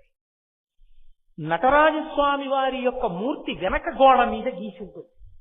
మళ్ళీ అలా ఉన్నది ఎక్కడో తెలుసా అండి? కాశీపట్టణంలో కంచికామకోటి వారి సత్రం ఎదురుగుండా చంద్రశేఖరేంద్ర సరస్వతి మహాస్వామి వారు శివ పంచాయతన దేవాలయం నిర్మాణం చేశారు. ఆ దేవాలయంలోకి వెళ్ళగానే ముఖమంటపంలో ఉంటుంది ఆ నటరాజస్వామి ఆనంద తాండవం. ఆనంద తాండవంలో అందరూ కదులుతారు, అందరూ కదిలి వాయిస్తూ ఉంటారు. విష్ణువు మధ్యలో వాయిస్తూ ఉంటారు, అందరూ తలకో వాద్యం వాయిస్తూ ఉంటారు, పరమశివుడు నర్తన చేస్తూ ఉంటారు. కదలకుండా ఉండే వాళ్ళు ఎవరో తెలుసా? ఇద్దరి. ఒకరు వ్యాఘ్రపాదుడు, ఒకరు పతంజలి. అందుకే ఆనంద తాండవం చూడ్డానికి వచ్చిన పతంజలి ఏం చేశాడంటే, కిందంతా పాము శరీరం, ముఖం ఒక్కటి మనిషి ముఖం, కిందంతా పులి శరీరం, ముఖం ఒక్కటి మనిషి ముఖం వ్యాఘ్రపాదుడి. ఇప్పుడు మళ్ళీ నేను వ్యాఘ్రపాదుడి చరిత్ర అంతా ఎక్కడ చెప్పను, అందుకని వ్యాఘ్రపాదుడు అంతే అలా అనుకోండి. పతంజలి చెప్తున్నాను వినండి అంతే, అక్కడ అవసరం కాబట్టి. కాబట్టి ఇప్పుడు పాము శరీరం, ముఖం మనిషిది. పతంజలి అలా చూస్తూ ఉంటాడు నమస్కారం చేస్తూ, తప్ప ఆయనేం వాయించడు. చూసి మురిసిపోతుండేవాళ్ళు వాళ్ళిద్దరే, మిగిలిన వాళ్ళందరూ వాద్యాలు మోగిస్తారు. అట్నుంచి వ్యాఘ్రపాదుడు చూస్తుంటాడు. ఆదిశేషుడు కడు పతంజలిగా వచ్చి ఆనంద తాండవాన్ని చూస్తున్నాడు. చూశాడు చూశాడు చూశాడు చూశాడు పొంగిపోయాడు. పొంగిపోయి వీళ్ళందరి వంక చూశాడు. అందరూ ఏదో ఒకటి వాయిస్తున్నారు, తను పావు తనేం వాయిస్తాడు? బాధేసి, అరే రే నేను ఏదో ఒకటి చెయ్యాలి, ఆనంద తాండవం ఇంత గొప్పగా ఉంది పరమేశ్వరుడు, అందుకు కదూ శ్రీ మహావిష్ణువు పొంగిపోయారు. నేను ఏదో చెయ్యాలి, ఏం చెయ్యాలని చూశాడు. చూసి ఏం చెయ్యాలో అర్థం కాక, చెయ్యడానికి నేను పావుని కాబట్టి రెండే చేయగలను. మీరందరూ చూస్తే వినలేరు, వింటే చూడలేరు. ఎందుకంటే రెండూ కలిపి ఒక ఇంద్రియంతో మనం చెయ్యం. వినాలంటే చెవులు ఉండాలి, చూడాలంటే కళ్ళు ఉండాలి. తప్ప ఒకే ఇంద్రియంతో చూస్తూ వినడం మనకు కుదరదు. చెవులు మూసేసి కళ్ళతో చూస్తూ వినమంటే కుదరదు, కళ్ళు మూసేసి చెవులతో చూస్తూ వినమంటే చెవులు చెయ్యవు. పావుకి చెవులు చూస్తాయి, వింటాయి. అందుకని నేను చూస్తూ ఇవన్నీ వింటూ మురిసిపోతానని నమస్కారం చేస్తూ ఉండిపోయాడు. అది మీరు కాశీపట్టణంలో చూడాలి. మళ్లీ కావాలి అనుకుంటే కంచి ఏకాంబరేశ్వర దేవాలయం నటరాజస్వామి వెనక గోడ మీద చూడాలి. అటువంటి స్వరూపంతో ఉన్న పతంజలి చూసి చూసి చూసి చూసి చూస్తున్నాడు. చూస్తుంటే నంది భృంగి వాళ్ళు నవ్వారు. ఎందుకు నవ్వారని అడిగాడు. మేమందరం చక్కగా ఏదో ఒకటి వాయిస్తున్నాం, కాళ్ళ చేతులా నీకేమున్నాయో వాయించడానికి పాపం అన్నారు వాళ్ళు. వెంటనే ఆయన బాధపడ్డాడు. ఇన్నాళ్ళు ఆదిశేషుడిని అనుకున్నాను, నిజమే కాళ్ళు చేతులు లేనివాడిని నేనేం చేయను పరమేశ్వర తాండవానికని. కాళ్ళు చేతులు అంటే ఏమిటి? కాళ్ళు బాగా సాగదీసి నడుస్తాం, చేతులుంటే పైకెత్తుతాం, ఏదో చేస్తాం. నందికి కొమ్ములు ఉన్నాయి, ఇంకోళ్ళకి కాళ్ళు ఉన్నాయి, ఇంకోళ్ళకి చేతులు ఉన్నాయి. కొమ్ములు కాళ్ళు చేతులు లేని కవిత్వం చెప్తాను, అద్భుతమైన కవిత్వం శివతాండవం మీద 8 శ్లోకాలు చెప్పాడు. అందుకే ఆ 8 శ్లోకాలకి ఎక్కడా దీర్ఘాక్షరం ఉండదు, ఒక్క దీర్ఘాక్షరం కూడా ఉండదు, అన్ని హ్రస్వాక్షరాలే. అంటే కాళ్ళు చేతులు కొమ్ములు లేని కవిత్వం చెప్పానన్నాడు. అలా తాండవం గురించి చెప్పిన కవిత్వం ఇంకోటి లేదు. అంత అద్భుతమైన కవిత్వం చెప్పి వాళ్ళందరూ మురిసిపోయారు. మురిసిపోయాక నర్తన చేస్తున్న శివుణ్ణి చూసి, మీ అందరూ అన్ని వాయిస్తున్నారు, నేను వాయించలేకపోయాను కదూ, కాబట్టి పరమేశ్వరుడికి నేను భూషణం అయిపోతాను, ఆభరణం అయిపోతానని ఎగిరి వెళ్లి పరమశివుడు కాలుకి చుట్టుకున్నాడు. ఓ కాలు అది శంకరాచార్యుల వారు తీసుకొచ్చి ఇక్కడ చెప్తున్నారు. పదాబ్జ రాజనిరాజితాయ, ఒక కాలుకి ఫణిరాజు ఉన్నవాడా అని పిలవడం వెనక ఉన్న ఉద్దేశం అది. ఆదిశేషుడంతటి వాడా పాదాన్ని చుట్టుకున్నాడు. అంత గొప్ప ఆనంద తాండవం. నటరాజు అంటే ఏమిటో తెలుసా అండి?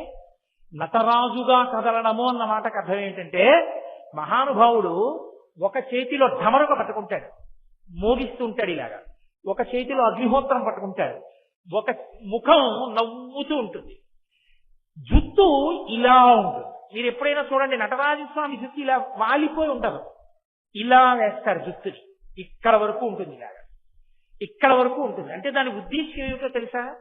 నటరాజస్వామి తాండవం చేసేటప్పుడు కొప్పు ఉండదు కదా, మరి జారిపోతుంది, ఉండిపోయి జటలు కదా ఇలా ఉంటాయి ఆయనకి. ఆయన తాండవంలో వేగంగా ఇలా అన్నాడు, ఈ జుత్తంతా జటలు ఇలా తిరిగి. ఇప్పుడు మళ్ళీ ఇటు తిరగడానికి ఆగాడనుకోండి, ఈ జడలు ఇలా పడిపోతాయి. ఎంత వేగంగానో ఇలా అని ఇలా అన్నాడు అనుకోండి, ఆ వేగానికి ఇటు జడలు ఇటు, ఇటు జడలు ఇటు, ఇలా నిలబడేటట్టుగా తల తిప్పగలడా ఎవడైనా? ఆయన తిప్పుతాడు తాండవంలో. అంటే మీరు అసలు ఊహించలేరు ఆ వేగాన్ని. అంత వేగంగా తిప్పుతూ పరమనవ్వుతూ ఉంటాడు, చక్కగా ప్రసన్నుడై ఉంటాడు.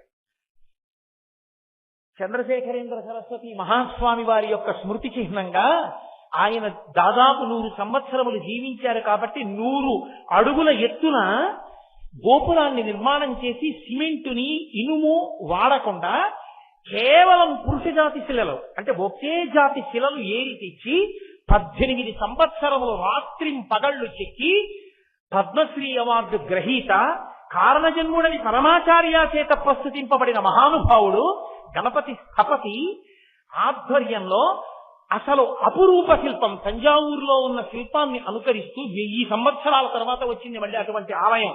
ఎక్కడ ఇనుము సిమెంటు వాడకుండా అద్భుతమైనటువంటి గోపురంతో స్తంభాలతో శిల్పకళా విన్యాసంతో పరమాచార్య స్వామి వారికి మణిమంటపం కట్టి కుంభాభిషేకం చేశారన్నమాట. దానికి నాతో మా మోహన్ రావు గారే వచ్చారు. దాని మీద కూడా ఈ తాండవమూర్తి ఉంటారు. దాని మీద కూడా నటరాజస్వామి ఉంటారు. ప్రదోష తాండవమూర్తి అని గోడ మీద చెక్కారు. గురు పరంపర అద్భుతం. ఆ నటరాజస్వామి అంత వేగంగా తిప్పుతాడు. తలని జుట్టు ఇటు ఇటు అలా విసురుకుంటుంది. ఆయన ఢమరుక మోగిస్తే అర్థం ఏమిటంటే భాష అంత శబ్దములన్నీ ఆ ఢమరుకలోంచి వచ్చాయి. ఈ వచ్చినవన్నీ ఈ సమస్త సృష్టికి గుర్తు ధ్వని, ఢమరుకం. ఈ శబ్దములు సృష్టి అయితే సృష్టి అంతా లయమైపోవడమే అగ్నిహోత్రం. అందుకే ఇటు ఢమరుక ఇటు అగ్నిహోత్రం. సృష్టికర్త ప్రళయకర్త, మధ్యలో చిరునవ్వుతో ఉన్న ముఖం స్థితికర్త. సృష్టి స్థితి లయములను చెయ్యగలిగిన వాడను నేనే. నన్ను అందుకోవాలంటే, నన్ను తెలుసుకోవాలంటే ఊర్ధముఖ చలనం చెయ్యాలని చెప్పడానికి ఎడమకాలు పైకి లేచి ఉంటుంది. చిరునవ్వుతో ఉంటాడు. అది అపురూపమైన నటరాజమూర్తి. ఆ నటరాజమూర్తి కాలుకు చుట్టుకుని ఉంటాడు ఫణిరాజు ఆదిశేషుడు. అది మహానుభావుని యొక్క విశేషం. అంటే సమస్త లోకములకు సృష్టికర్త, స్థితికర్త, ప్రళయకర్త ఆయనే. ఇది చెప్పడమే ఆయన పాదమునకు ఆ పాము చుట్టుకుని ఉండడం. ఆదిశేషుడంతటి వాడు మురిసిపోయాడు ఆ నటరాజుని చూసి. ఇక మనమే పాటి వాళ్ళం. కాబట్టి హేమాంగదాయై అమ్మవారు పెట్టుకునేవి అంగదములు అంటారు. అంగదములు అంటే భుజకీర్తులు ఇక్కడ పెట్టుకుంటారు. ఇక్కడ పెట్టుకునే భుజకీర్తులు హేమాంగదాయై బంగారంతో చేయబడ్డాయి. ఎందుకని? అత్యంత గొప్ప లోహమేదో అటువంటి దానితోనే అమ్మవారు ఆభరణములను అలంకరించుకుంటుంది. కాబట్టి బంగారు ఆభరణములను అలంకరించుకుంది. శంకరుడు భుజగాంగదాయ పావులను చుట్టుకున్నాడు. కాలికి పావుంది బాగుంది, మరి భుజములకు ఎందుకు చుట్టుకున్నాడు? దానికి పెద్ద ఆఖ్యానం ఉంది స్కాందంలో. దాని గురించి అబ్బో ఎంత విశేషంగా చెప్పారు. మీకు నేను లఘువుగా కొద్ది విషయాన్ని పరిచయం చేసే ప్రయత్నం చేస్తాను. వాసుకి పరమశివుడికి గొప్ప భక్తుడు.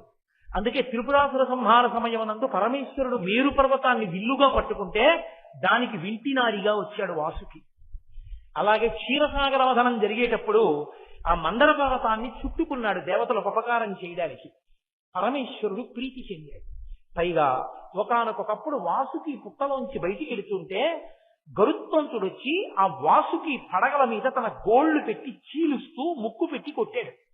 వాసుకి అంటే సామాన్యమైన పాము కాదు కదా. అందుకని ఆయన తన పడగలలోంచి విషం కక్కి మణులను ప్రకాశింపచేశాడు. ఆ కాంతికి కళ్ళు కనపడక గరుత్మంతుడంతటి వాడు ఆయన వదులుతున్న విషాగ్నికి దగ్గరికి వెళ్ళలేకపోయాడు. ఇద్దరూ అలా దెబ్బలాడుకుంటున్నారు. ఇద్దరికీ తండ్రి కశ్యప ప్రజాపతి. కశ్యప ప్రజాపతి వచ్చి అన్నారు, వాడు మహాశివ భక్తుడు వాసుకి, వాడి జోలుకి నువ్వు వెళ్ళకు, నీకు ఆహారం ఇంకొకటి చెప్తాను వెళ్ళిపోమన్నారు. వెళ్ళిపోయాడు గరుత్మంతుడు. వాసుకిని పిలిచి అన్నారు, నువ్వు పరమశివుడి గురించి తపస్సు చేయి, దక్షిణ దేశానికి వెళ్ళి తపస్సు చేయమన్నారు. ఆయన వచ్చి పరమేశ్వరుడు గురించి తపస్సు చేశాడు. పరమశివుడు ప్రత్యక్షమయ్యాడు. నీ శివభక్తికి మెచ్చుకున్నాను. ఏ కోరిక లేకపోయినా కుటుంబంతో వచ్చి నా గురించి ఇంత తపస్సు చేశావు, నీకు వరం ఇస్తున్నాను. రాబో కాలంలో సుబ్రహ్మణ్యుడు నా కుమారుడు వివాహం చేసుకుంటాడు. కళ్యాణం అయిన తర్వాత దేవసేనా వివాహం అయిపోగానే ఆయన ఇక్కడికి వస్తాడు. వచ్చి ఇక్కడ కొలువు అవుతాడు ఆ క్షేత్రంలో. అక్కడికి వచ్చినప్పుడు మొట్టమొదట సుబ్రహ్మణ్యుడు ఉంటాడు. ఆ సుబ్రహ్మణ్యుడి కింద వాసుకి ఉంటాడు. వాసుకి కింద ఆదిశేషుడు ఉంటాడు. ఆదిశేషుడి కింద నేను ఉంటాను. నేను శివలింగంగా ఉంటాను. పైన నా కొడుకు ఉంటాడు. మధ్యలో నన్నింతగా ఆరాధించారు కాబట్టి ఆదిశేషుడు వాసుకి మా ఇద్దరి మధ్యలో ఉంటారు. ఎప్పుడూ నువ్వు నా సన్నిధానంలో ఉండే అదృష్టాన్ని నీకు నేను కృప చేస్తున్నానన్నాడు. అందుకే కుక్కి అంటుంటారు. కర్ణాటక దేశంలో కుక్షి అని ఒక దేశం. ఆ కుక్షి దేశంలో సుబ్రహ్మణ్యేశ్వర స్వామి వారు వెలిసి ఉంటారు. ఇప్పటికీ దేవాలయం లోపలికి ఎవరిని వెళ్ళనివ్వరు, అంతరాలయం లోపలకు ఉంటుంది, గరుడ స్తంభం ఉంటుంది. ఆ గరుడ స్తంభం దగ్గరే నిలబడి దర్శనం చేయమంటారు. ఎందుకని అంటే వాసుకి విషం కక్కుతుంటారు లోపల నుంచి, ఆయన ఊపిరిలో విషపు గాలులు వస్తాయి, మనం తట్టుకోలేమని గరుడ స్తంభం వేసి ఆ గరుడ స్తంభం ఆ విషాన్ని విరగ్గొడితే ఆ గాలి మనం తట్టుకోగలుగుతాం. ఆ గరుడ స్తంభం దగ్గర నిలబడే దర్శనం. ఇప్పటికీ సుబ్రహ్మణ్యుడు, వాసుకి, ఆదిశేషుడు, శివలింగం అలాగే ఉండి శివానుగ్రహాన్ని పొందాడు. అప్పటి నుంచి వాసుకిని తీసుకుని మెడలో పూలదండగా వేసుకున్నాడు శంకరుడు. ఆయన పూలదండగా ఉండి పరమేశ్వర భక్తుడై పడగ విప్పి ఉంటాడు. అలాగే ఆ వాసుకి సంతతిలో వచ్చినటువంటి సర్పాల్ని తీసుకుని తనకి ఆభరణములుగా, ఆ అంగదముల కింద భుజకీర్తులుగా పాదములకు వాటికి చుట్టుకున్నాడు మహానుభావుడు. ఇంకొక అర్థం, పాములనే చుట్టుకున్నాడంటే ఆయన మృత్యుంజయుడు అని ఇంకొక అర్థం. కాబట్టి పాములను ఆభరణములుగా చుట్టుకోవడం వెనక అంతటి దయామయుడై సర్పజాతిని అనుగ్రహించాడు పరమేశ్వరుడు. వాళ్ళందరూ శివభక్తులు. వాళ్ళ గురించి విన్నా, ఒక్కసారి చదివినా, అలా ధ్యానం చేసినా, దాని గురించి తెలుసుకున్న వెంటనే పార్వతీ పరమేశ్వరుల యొక్క, సుబ్రహ్మణ్యుని యొక్క అనుగ్రహం కలుగుతుంది. కలిగితే ఇల్లు చల్లగా ఉంటుంది, చక్కగా పిల్లపాపలతో. అందుకే ఇల్లు చల్లగా ఉండాలని శంకరాచార్యుల వారు ఈ 2 పాదాలని తీసుకొచ్చారు. పదాబ్జరాజనిరాజితాయ హేమాంగదాయై భుజగాంగదాయ నమఃశివాయై చ నమఃశివాయ. ఆయన అంతటి మహానుభావుడు, ఆవిడంత గొప్ప తల్లి. వారిద్దరికీ మేము నమస్కరించాం.